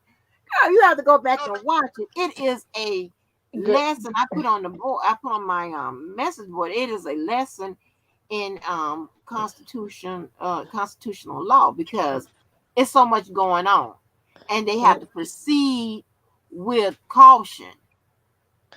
But this is my thing though, because like you saying, if that and you right, because oh Lord, long story short, my cousin's boyfriend's family, uh they weren't saying they were sovereign citizens. They were saying they were something else. I can't remember what term, but it didn't mean nothing because they pulled them into court. You know what I'm saying? The feds came in, shut all the businesses down, locked some of them up for various things. Came in, took over the whole house, shut the house down, all type of stuff. But they were trying to say that they was some type of, oh God, what do y'all call that, y'all? It's something else that people call themselves. It's similar to the sovereign citizen thing, but Not it's something asylum. else. Is it asylum? Angie, you wouldn't have that patient with that client. It No, was a judge. I'd have been a walked out. I'd have been a walked out. I'd have Because quit. like you saying, if it's not a legal situation that it's not respected in the courts, then Uh-uh. why do people continue with it? I have no idea, but let me tell you something else. And tell you what, where he's getting stuff so confused. He is, most of that sovereign citizen. I said this long years ago. Most of that sovereign citizen stuff, they use it on the civil side just to get out of paying, civil claims and this, Taxes that, and and stuff. third. Yeah. Uh-huh. So this is what he's trying to do. He's trying to use that same thing in the criminal section, right? He Mm-hmm. is quoting language that you quote in because he's calling people plaintiffs. He's calling out somebody brought a suit, like a lawsuit against him. Okay, and he's confusing and a lot of times the state have to object because it's not a legal argument, right? Because they're in Mm-hmm. criminal court. He is quoting that sovereign citizen stuff from the civil side. Civil. And Okay, the yet he civil don't side. understand. Yeah. And they keep saying they can only tell him like, they can only object because it's legally incorrect. Anytime normally when y'all hear the state saying that's legally incorrect, he's using a term from the civil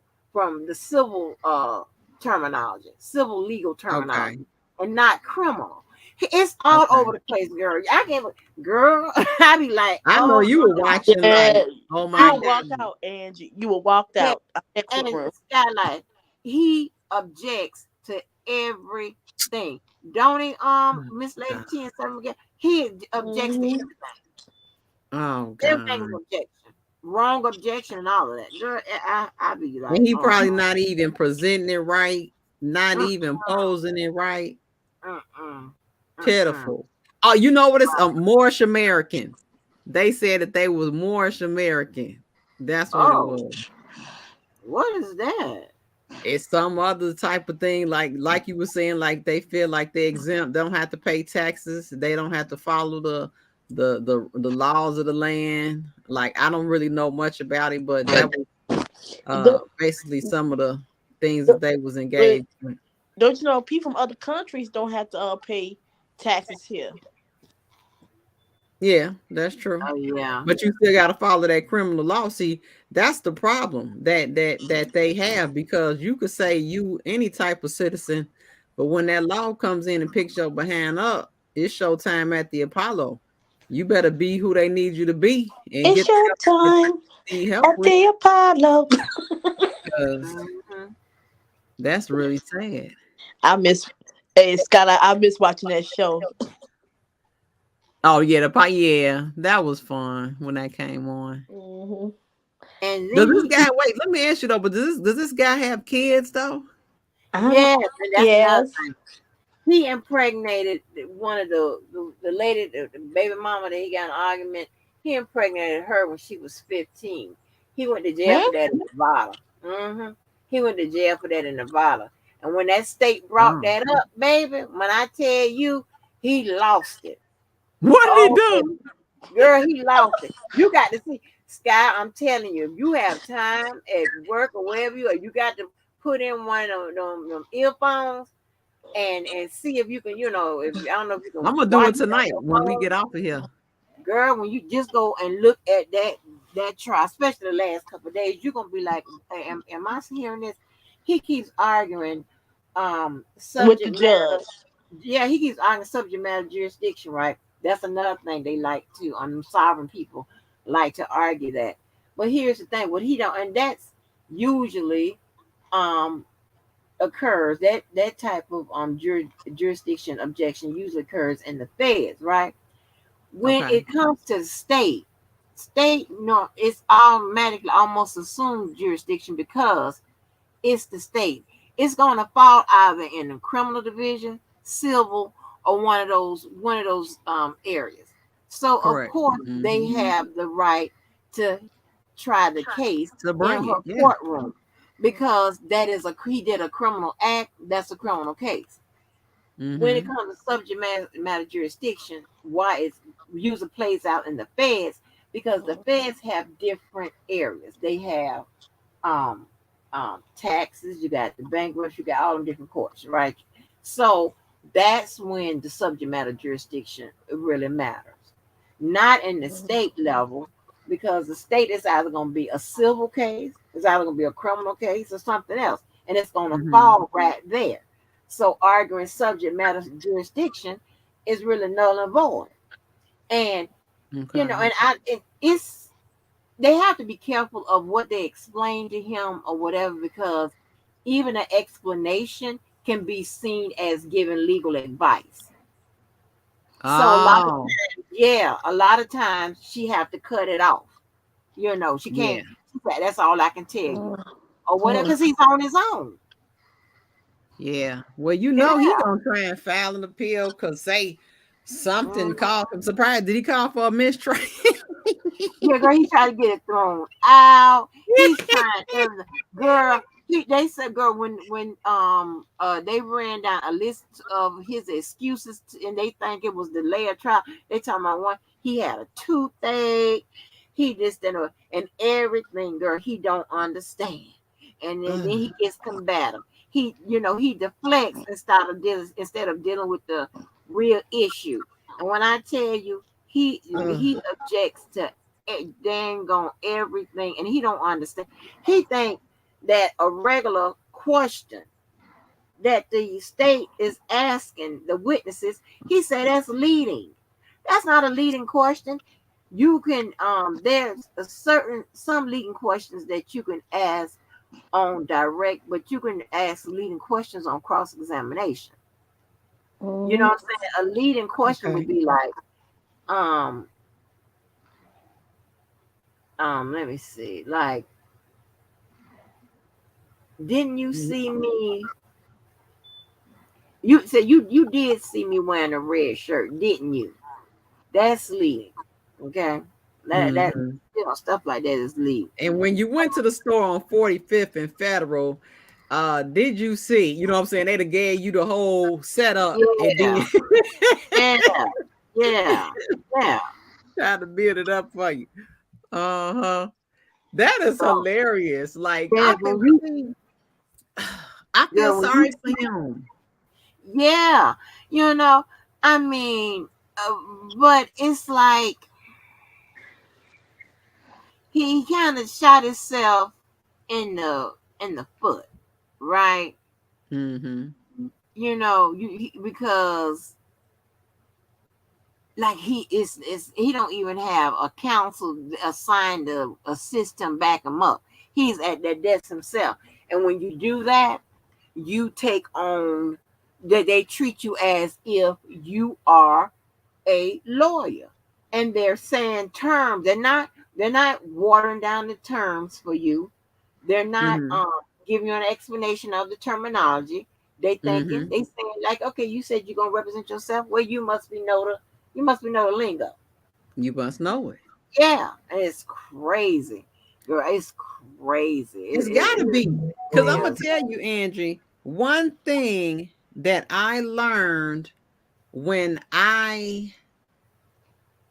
with this whole case with Kels, Mm, is that this law is not what you think it is. The way the laws and the rules and regulations and I guess rules of engagement in the courtroom, oh, they not what you think it is. Y'all got y'all own understanding, own way of doing things. Things have to be presented a certain way. You got to do this before you could do that. Like this is not just come walk in there and say what you want to. That's not how it goes. yeah, it's And not how and it and go. you know, and it's a Not how. procedure. That's why people have to take all that time because you got to learn that procedure of even how to present in court.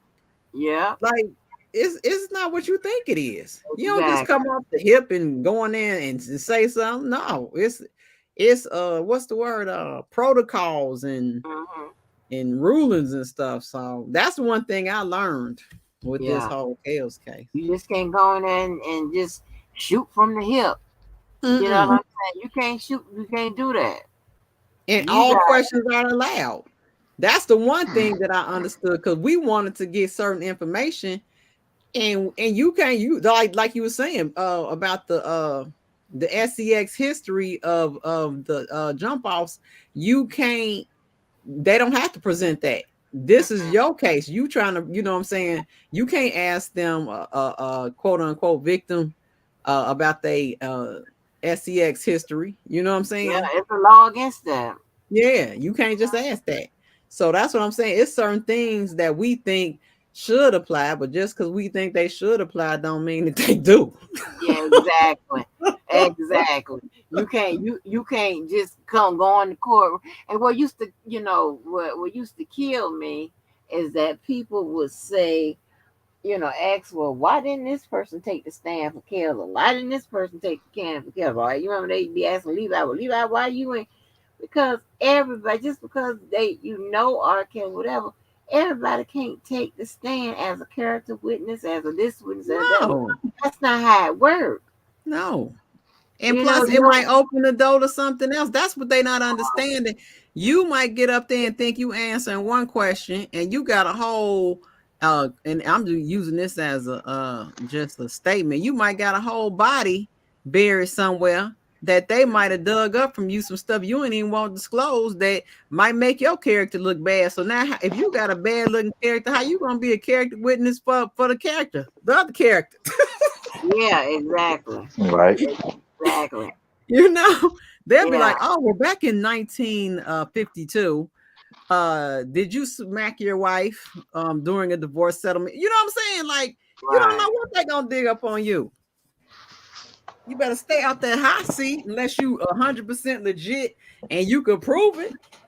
right, Go on there trying to be a right. witness for somebody and your nose ain't clean. You better sit Right. down. It's crazy. That people don't understand. You still can't as a character witness. You only up there. You can say certain things, whatever. And girl, let me tell you something. During the trial, they tried to help him by not presenting evidence or by not asking questions that opens the door, for the state to then question, go in with this. And they pretty much said they don't care if he represent himself or not. They don't care if he don't understand or not. He he present a piece of evidence, go down the line of questioning that opens the door, they gonna Yep. go right in it. They stomping That's, in it. yes, they gonna come in. Okay, well let me ask this witness Mm-hmm. about this, which makes them look Mm-hmm. more guilty. You know what I'm saying? So it's crazy. When you see that thing, you're gonna be like, I can't believe it. Yeah, because it's sad because, like you saying, when he testifying, but you opening all type of doors, not knowing that you the one that's on the hot seat, but you also the one that's talking. So it's almost like self-sabotage. Yeah, You yeah. know, you don't have no protection. You know, people have to understand the attorney is a layer of protection for you Mhm. or your public defender. So to go out there yourself, I mean, you don't even know the legal strategies, you don't know the No, no. laws. It just sounds pitiful. It It's sounds beautiful, child. It's Yeah. beautiful. I mean, so yeah, I don't know how many times he, yeah, I stopped counting how many times he objected. He objected Oh, I couldn't keep up everything. because I was like, damn. Yes, and be all wrong, honey. Hmm. Grounds found. Just I'm like, dude, and that I mean, when I tell you that judge is probably the nicest judge I ever heard. they Patient. knew they probably let did she get there first or did she know he was gonna represent herself? Because they probably picked her because they were like, okay, she patient. No, no, that you go through in courtroom, and then he, announced that he's going to be pro se. Oh, then And he announced. Okay. Okay. yeah, and then oh my gosh, he tried to be so he tries to catch the judge up and different things. So like the judge won't, answer certain questions or acknowledge that he said something. He told me, is that a tacit response or whatever? And that means that the Oh, judge by not responding is actually agreeing to it. And so he's trying to get all kind of stuff in there. Trying to be slick. uh-huh. Um um and it was just so funny. He's using a lot of that civil um legal ease in that courtroom because he done read that sovereign citizen playbook. Yeah. Hmm. He Uh-huh. don't, he's not translating it into the criminal area because I told you a lot of that sovereign citizen stuff, they be trying to avoid them bills over there in civil court. Yeah. Yeah, Yeah. Yep. so yeah, that's what they be doing. They be trying to avoid them bills, and Yeah. he trying to play that stuff out in criminal court, and it just sound crazy. I know what he means. And everybody else in the courtroom, the lawyers and the judge know what he means, but they just can't correct him. They just can't help him because, like I said, any type of correction or things like that, it's gonna be seen as like they are, you know helping him with his case and giving him legal Mm-hmm. advice and all of that, and that's not going to. It is Mm-hmm. the girl. It is the best thing. But honey, y'all, I got to hit it again tomorrow, so let me get on out here. I Now wait, enjoy. wait, before you go, let me ask you a Mm-hmm. quick question. Yeah, we gonna wrap it on up. We just went over 2 hours. She said he a 40-year-old local rapper out of Mark. Um, the R word. Why didn't they charge Kales with the statutory R word? One because it would have one because the what's the name, right? The statute of limitations, the statutory. Hold on, let me look it up. What is it in Chicago? You talking about you talking about for because now if you're talking about for federal, there is no statutory R word. Oh, that's why. Yeah, you're talking about for But federal. what about in the state case though? In the state case, hold on, let me see. Because I was curious because I'm like, people they keep saying he the R word. And I'm like, well, how come his charges ain't say he the R word? You know, they might tuck it up under sexual abuse or something, but they ain't coming out saying just flat out, I don't remember his charges being no straight up R word. Right. Okay, And I was just wondering why. Even though we know they was willing participants, that's why I was thinking, I'm like, is that because of that? Because they know that it wasn't the R word situation, and that. But I just wanted to get your legal okay. Because I'm understanding on why. looking up in Illinois, and this is against MTO.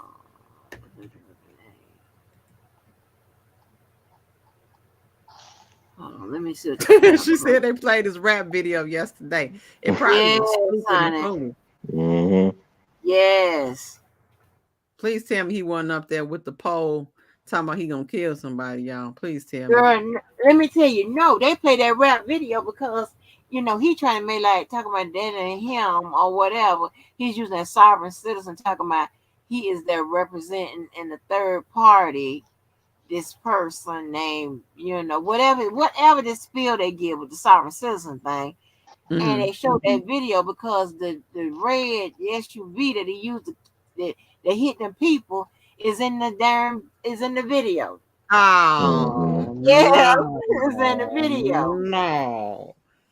They Let me- did a surviving kills on them. oh, Pulled the video out on you, fool. They got a documentary. You made your own documentary. So Pretty so much. the statutory rape law in Illinois Wait, is don't say the R word. the statutory R law in Illinois is under criminal sexual abuse. So Oh, that's why they'll charge that.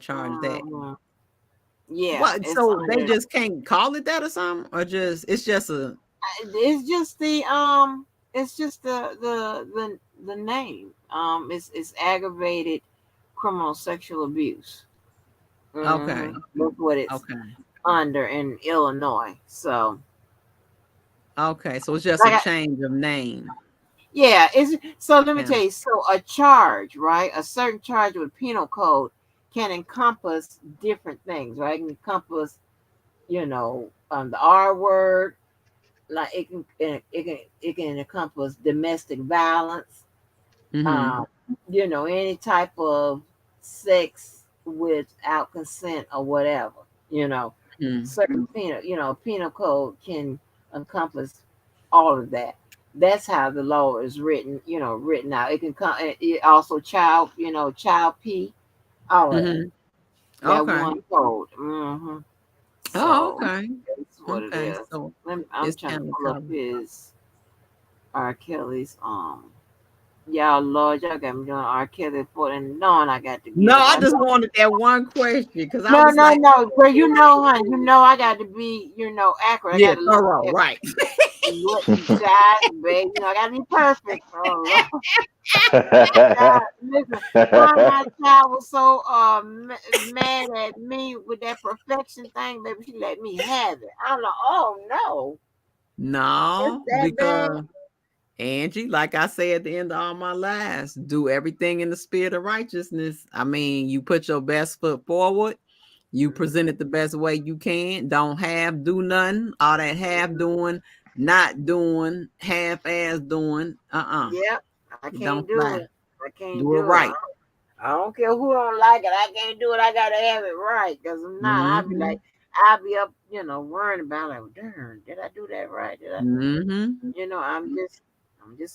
I'm just pulling up the state indictment to make sure that it's that code, it's that penal code. But yeah, they rolled back of course they rolled back the statute of limitations for that is supposed to be for alleged minors. Yeah, didn't they change that? They changed it, didn't Yeah, they amended it. They amended that particular. That's why they can bring those cases, the old cases. Now they? they went Mm-hmm. over that. But What was it before? What was the statute of limitations before? Was it 30 years or 20 years or? I think in the state it was.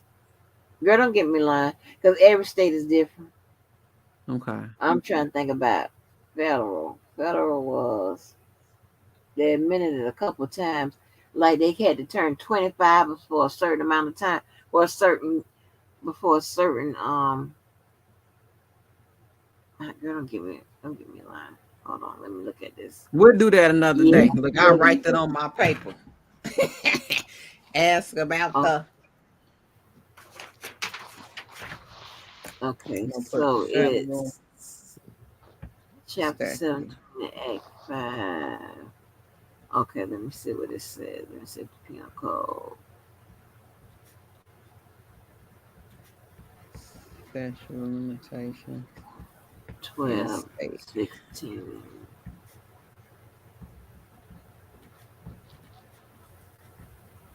I want to thank everybody for hitting the like button. I really appreciate it.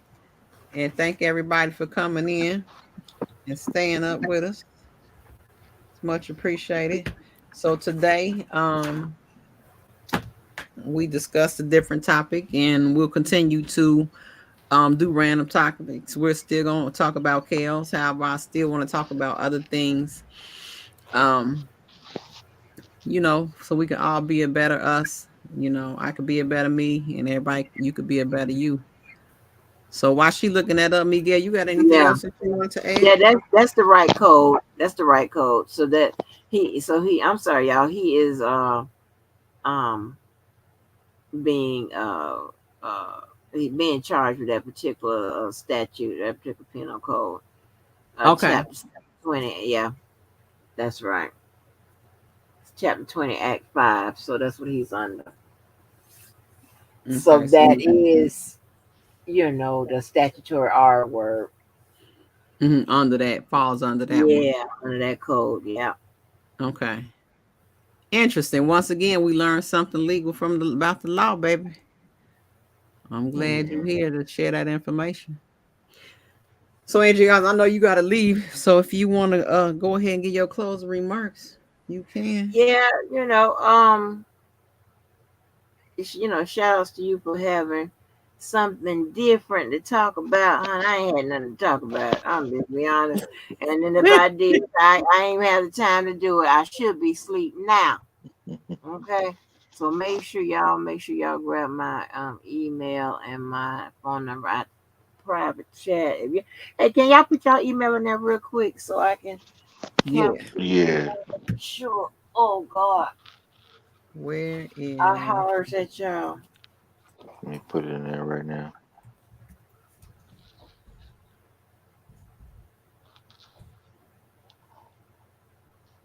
You know, mental health is a real thing. Yes, it is. It's a Yeah. real thing.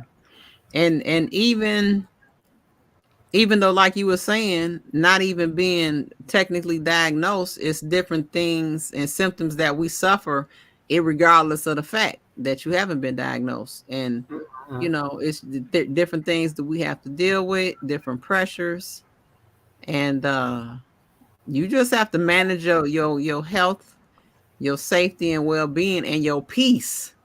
Because when you don't manage your peace, eventually you might crash out. Because I had a mental break. I sure did. I sure And did. did you And they mad to this day about oh no. it. Look, Uh-uh. Angie, no more Miss Nice Guy. No more going along to get along. You know what I'm saying? Because my Yeah. thing is, I'm sweet as pie. Okay. Until you cross me. Mm-hmm. Now you gonna see what it really is. Because when you I'm giving you special graces along the way. I'm going along, not no fuss, no bus. Whatever you want to do it, let's do it. Okay. But when I got to the point where I felt disrespected, and when I say disrespected, I mean it was like, oh, I felt like I was somebody off the street. It Mm-hmm. hit, but guess what? It had built up to that because you did Yeah. this, then you came, did that, then you did this, and you kept on maxing me out, and then it Yeah. was like, Papa. It was over with. So Yeah. now we talking about it. Okay, I'm letting you know what you did. And guess what? If you don't want to come and apologize for it, you don't have to. But guess what? We ain't about to have no conversation about Nathan. Yeah, Okay. Nathan Jones, honey. Nathan Jones. That's what, honey, girl. That's what they used to say. Well, you ain't about Nathan Jones, honey. That means you ain't about nothing. That's my family calling Nathan Jones. I'm like, Lord have mercy. Y'all got more Nathan terrible. Jones is what we got to talk about. You hear me? Until we talk about that. I don't care if it take 30 years to you to get to the point where we going to sit down and talk about that. We going to talk about it. Or I'm going to be on my side of the line and you going to be on yours. And that's it. I'm Yeah, done. They should never let me get to that point because I'm telling you, right. when you take me too far, ooh, Yeah, child. yeah. So Because you doing the most. 'Cause we ain't yeah, do all that. yeah. But And y'all, you this know you keep just trying to get along and right. mm.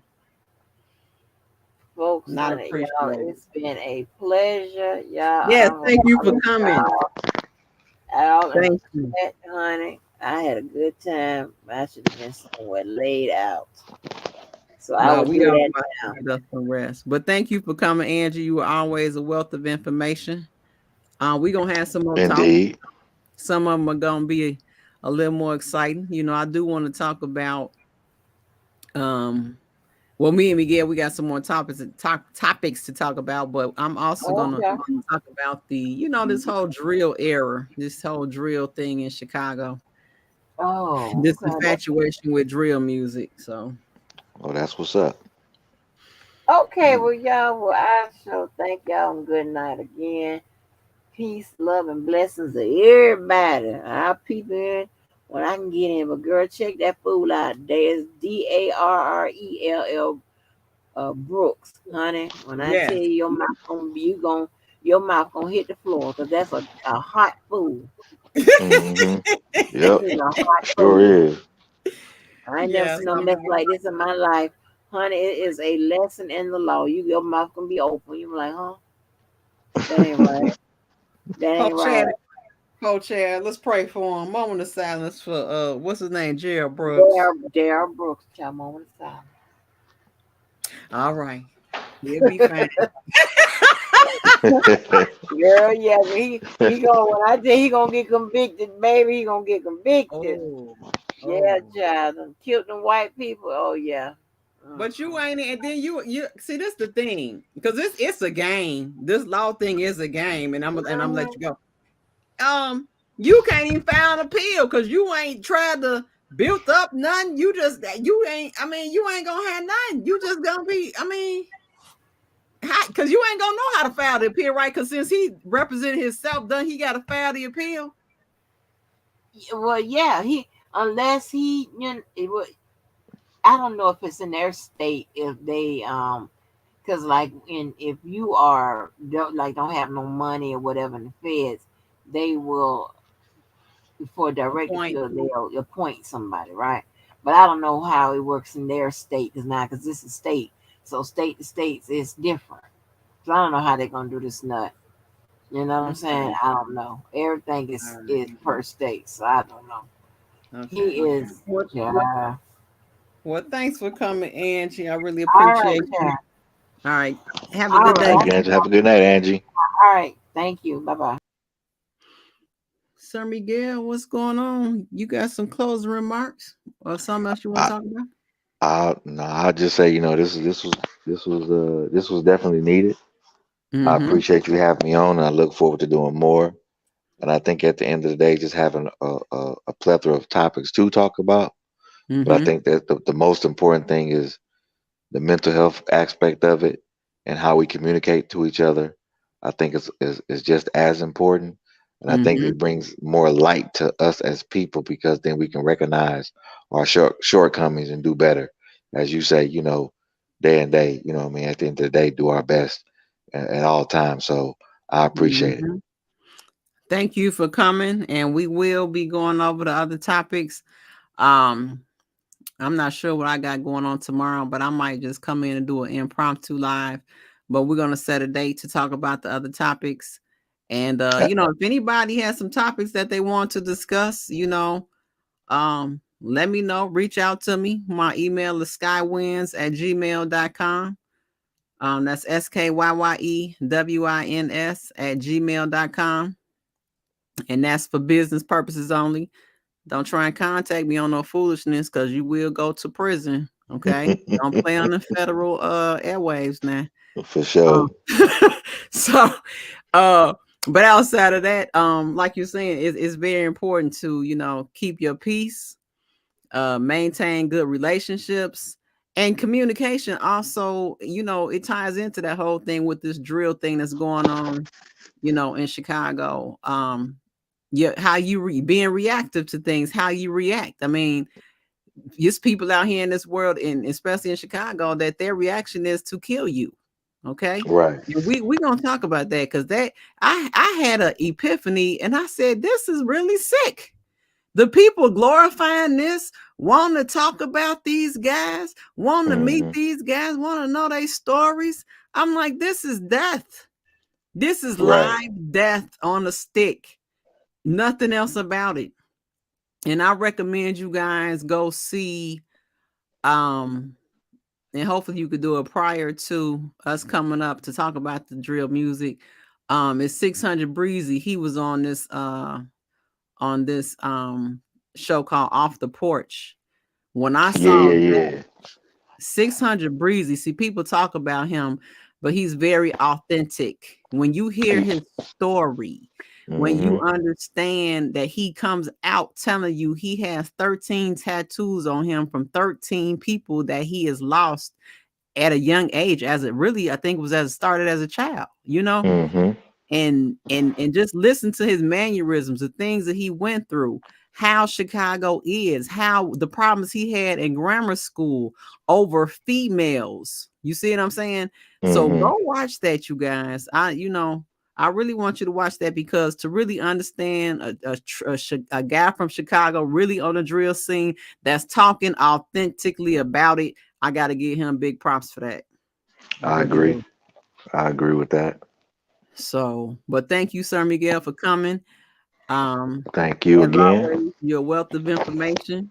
I love the knowledge you bring and the different perspectives. I really appreciate that. Oh, I same sentiments here. I appreciate you. I appreciate your advice and everything, and the commentaries you bring, because you not only give a different perspective, but you keep it 100 and don't sugarcoat it. So at the end of the day, that's what we also need as well. Yes, thank you. I appreciate that. And as they say, great minds think alike. So that's right. That's right. So D Sims also put up this topic. She said, the best topic to talk about. Yeah, we're gonna talk about it. And it's been going on for years. And how do we stop killing each other as a Black culture? And I mean, that it's gonna be so deep, y'all. Like, that conversation can go so many different ways, but it can.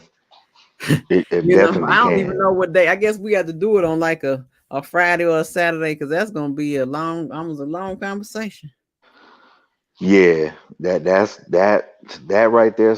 Skyye Lyfe is gonna be heavy. It's gonna be deep. It's because it's so many layers in there. Many. Yeah, so many. Yeah. Layers of sickness. Yes. I'm laughing, but it's not funny. You know what I'm saying? Yeah. It's really not funny. But yeah, it's the truth though. I think people are gonna be surprised what comes out of the conversation. Oh yeah. But at the same time, what you learn, because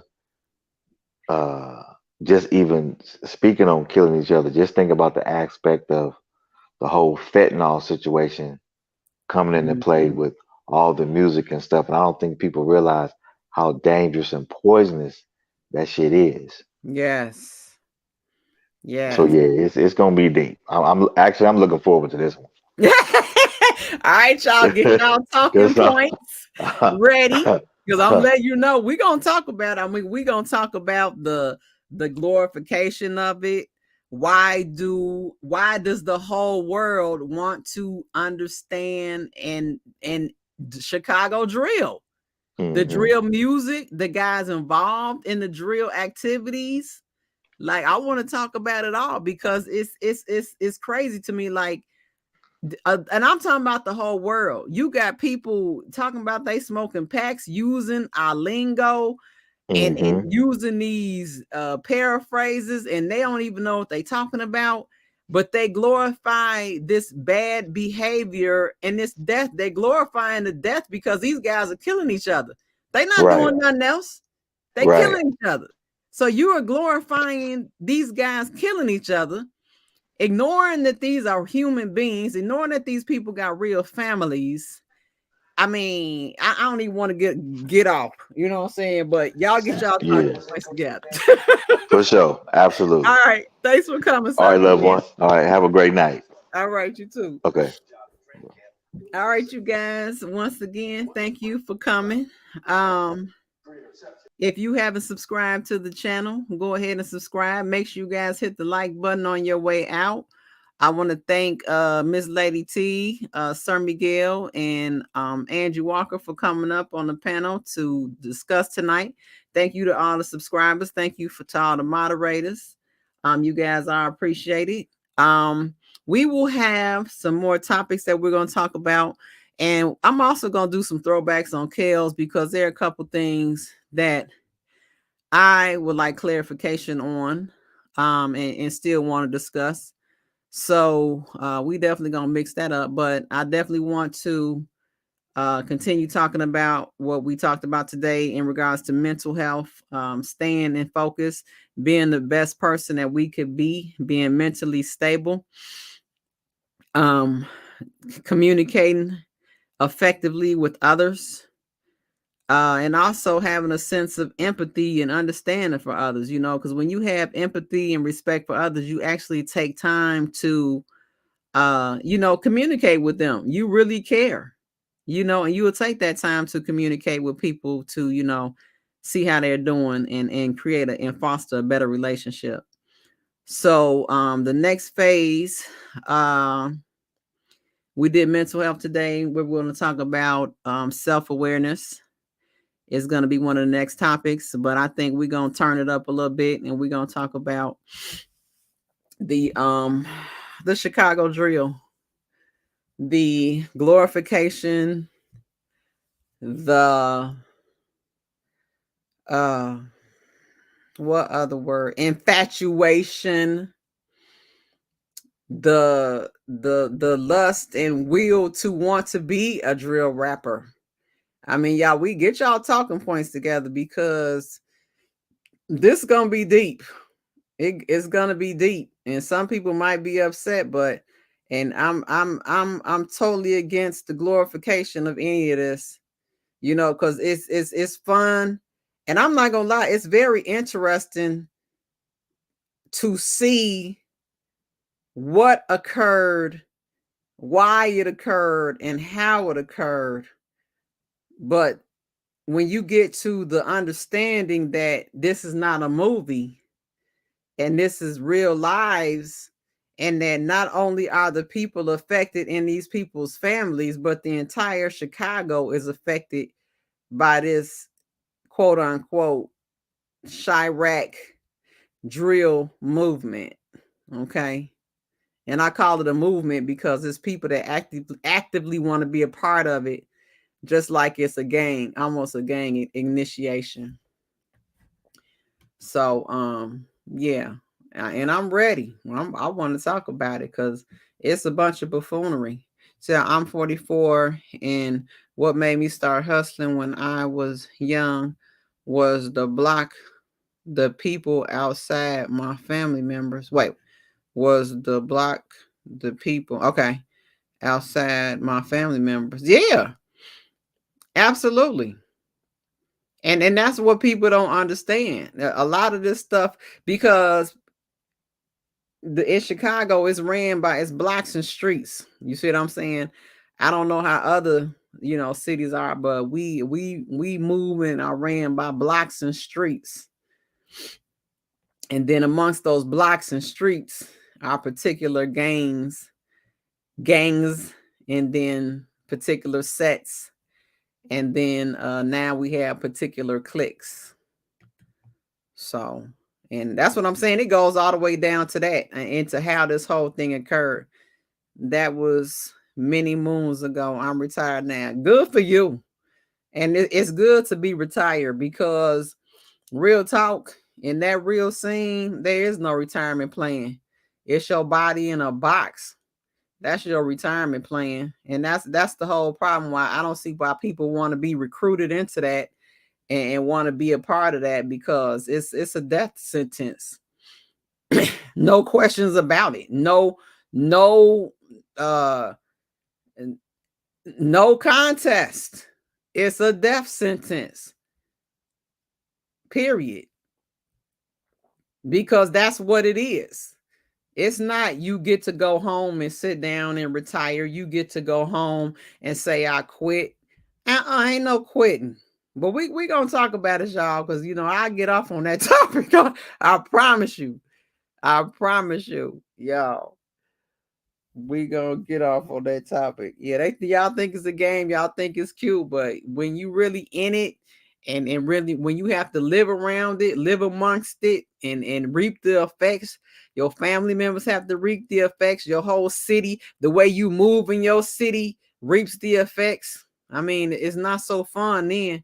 Yeah, you could look at it over the internet. It's cool. Yeah, wow, yeah. But when you in Dunkin' Donuts parking lot and you trying to get your Dunkaccino, but while you about to go to work and you gotta walk, you gotta be armed like you about to do a military combat drill, or you about to do a military exercise, and you gotta have your head on a swivel because somebody gonna be ready to take you up outside of your car that you paid for. You know what I'm saying? With your hard-earned money, it's not so fun. It's not so cute. You ain't gonna be talking about some, I'm smoking packs. You ain't gonna be smoking nobody's because somebody gonna be smoking you. The cold part about it is you could go straight and get a job, but that life never leave you. The streets don't care. You will always be there. You better tell it, D Sims. You will always be affiliated. See, that's the part that people don't get. Okay, and I'm gonna get out of here because this is gonna be part of our topic. You will always be affiliated. There is no I quit. There is no time out. Once you cross the line and do something to one of these guys, say something to them, try them, disrespect them, and please don't kill one of their family members, because you never, I mean, it's over with. You affiliated, and also they gonna get, it's a lifetime lick back. Okay, you could never run from it. I don't care if you go to a whole different state, baby. You could never run from it. But we gonna talk about it. But thank you guys for coming. Stay focused, maintain the course, be true to yourself.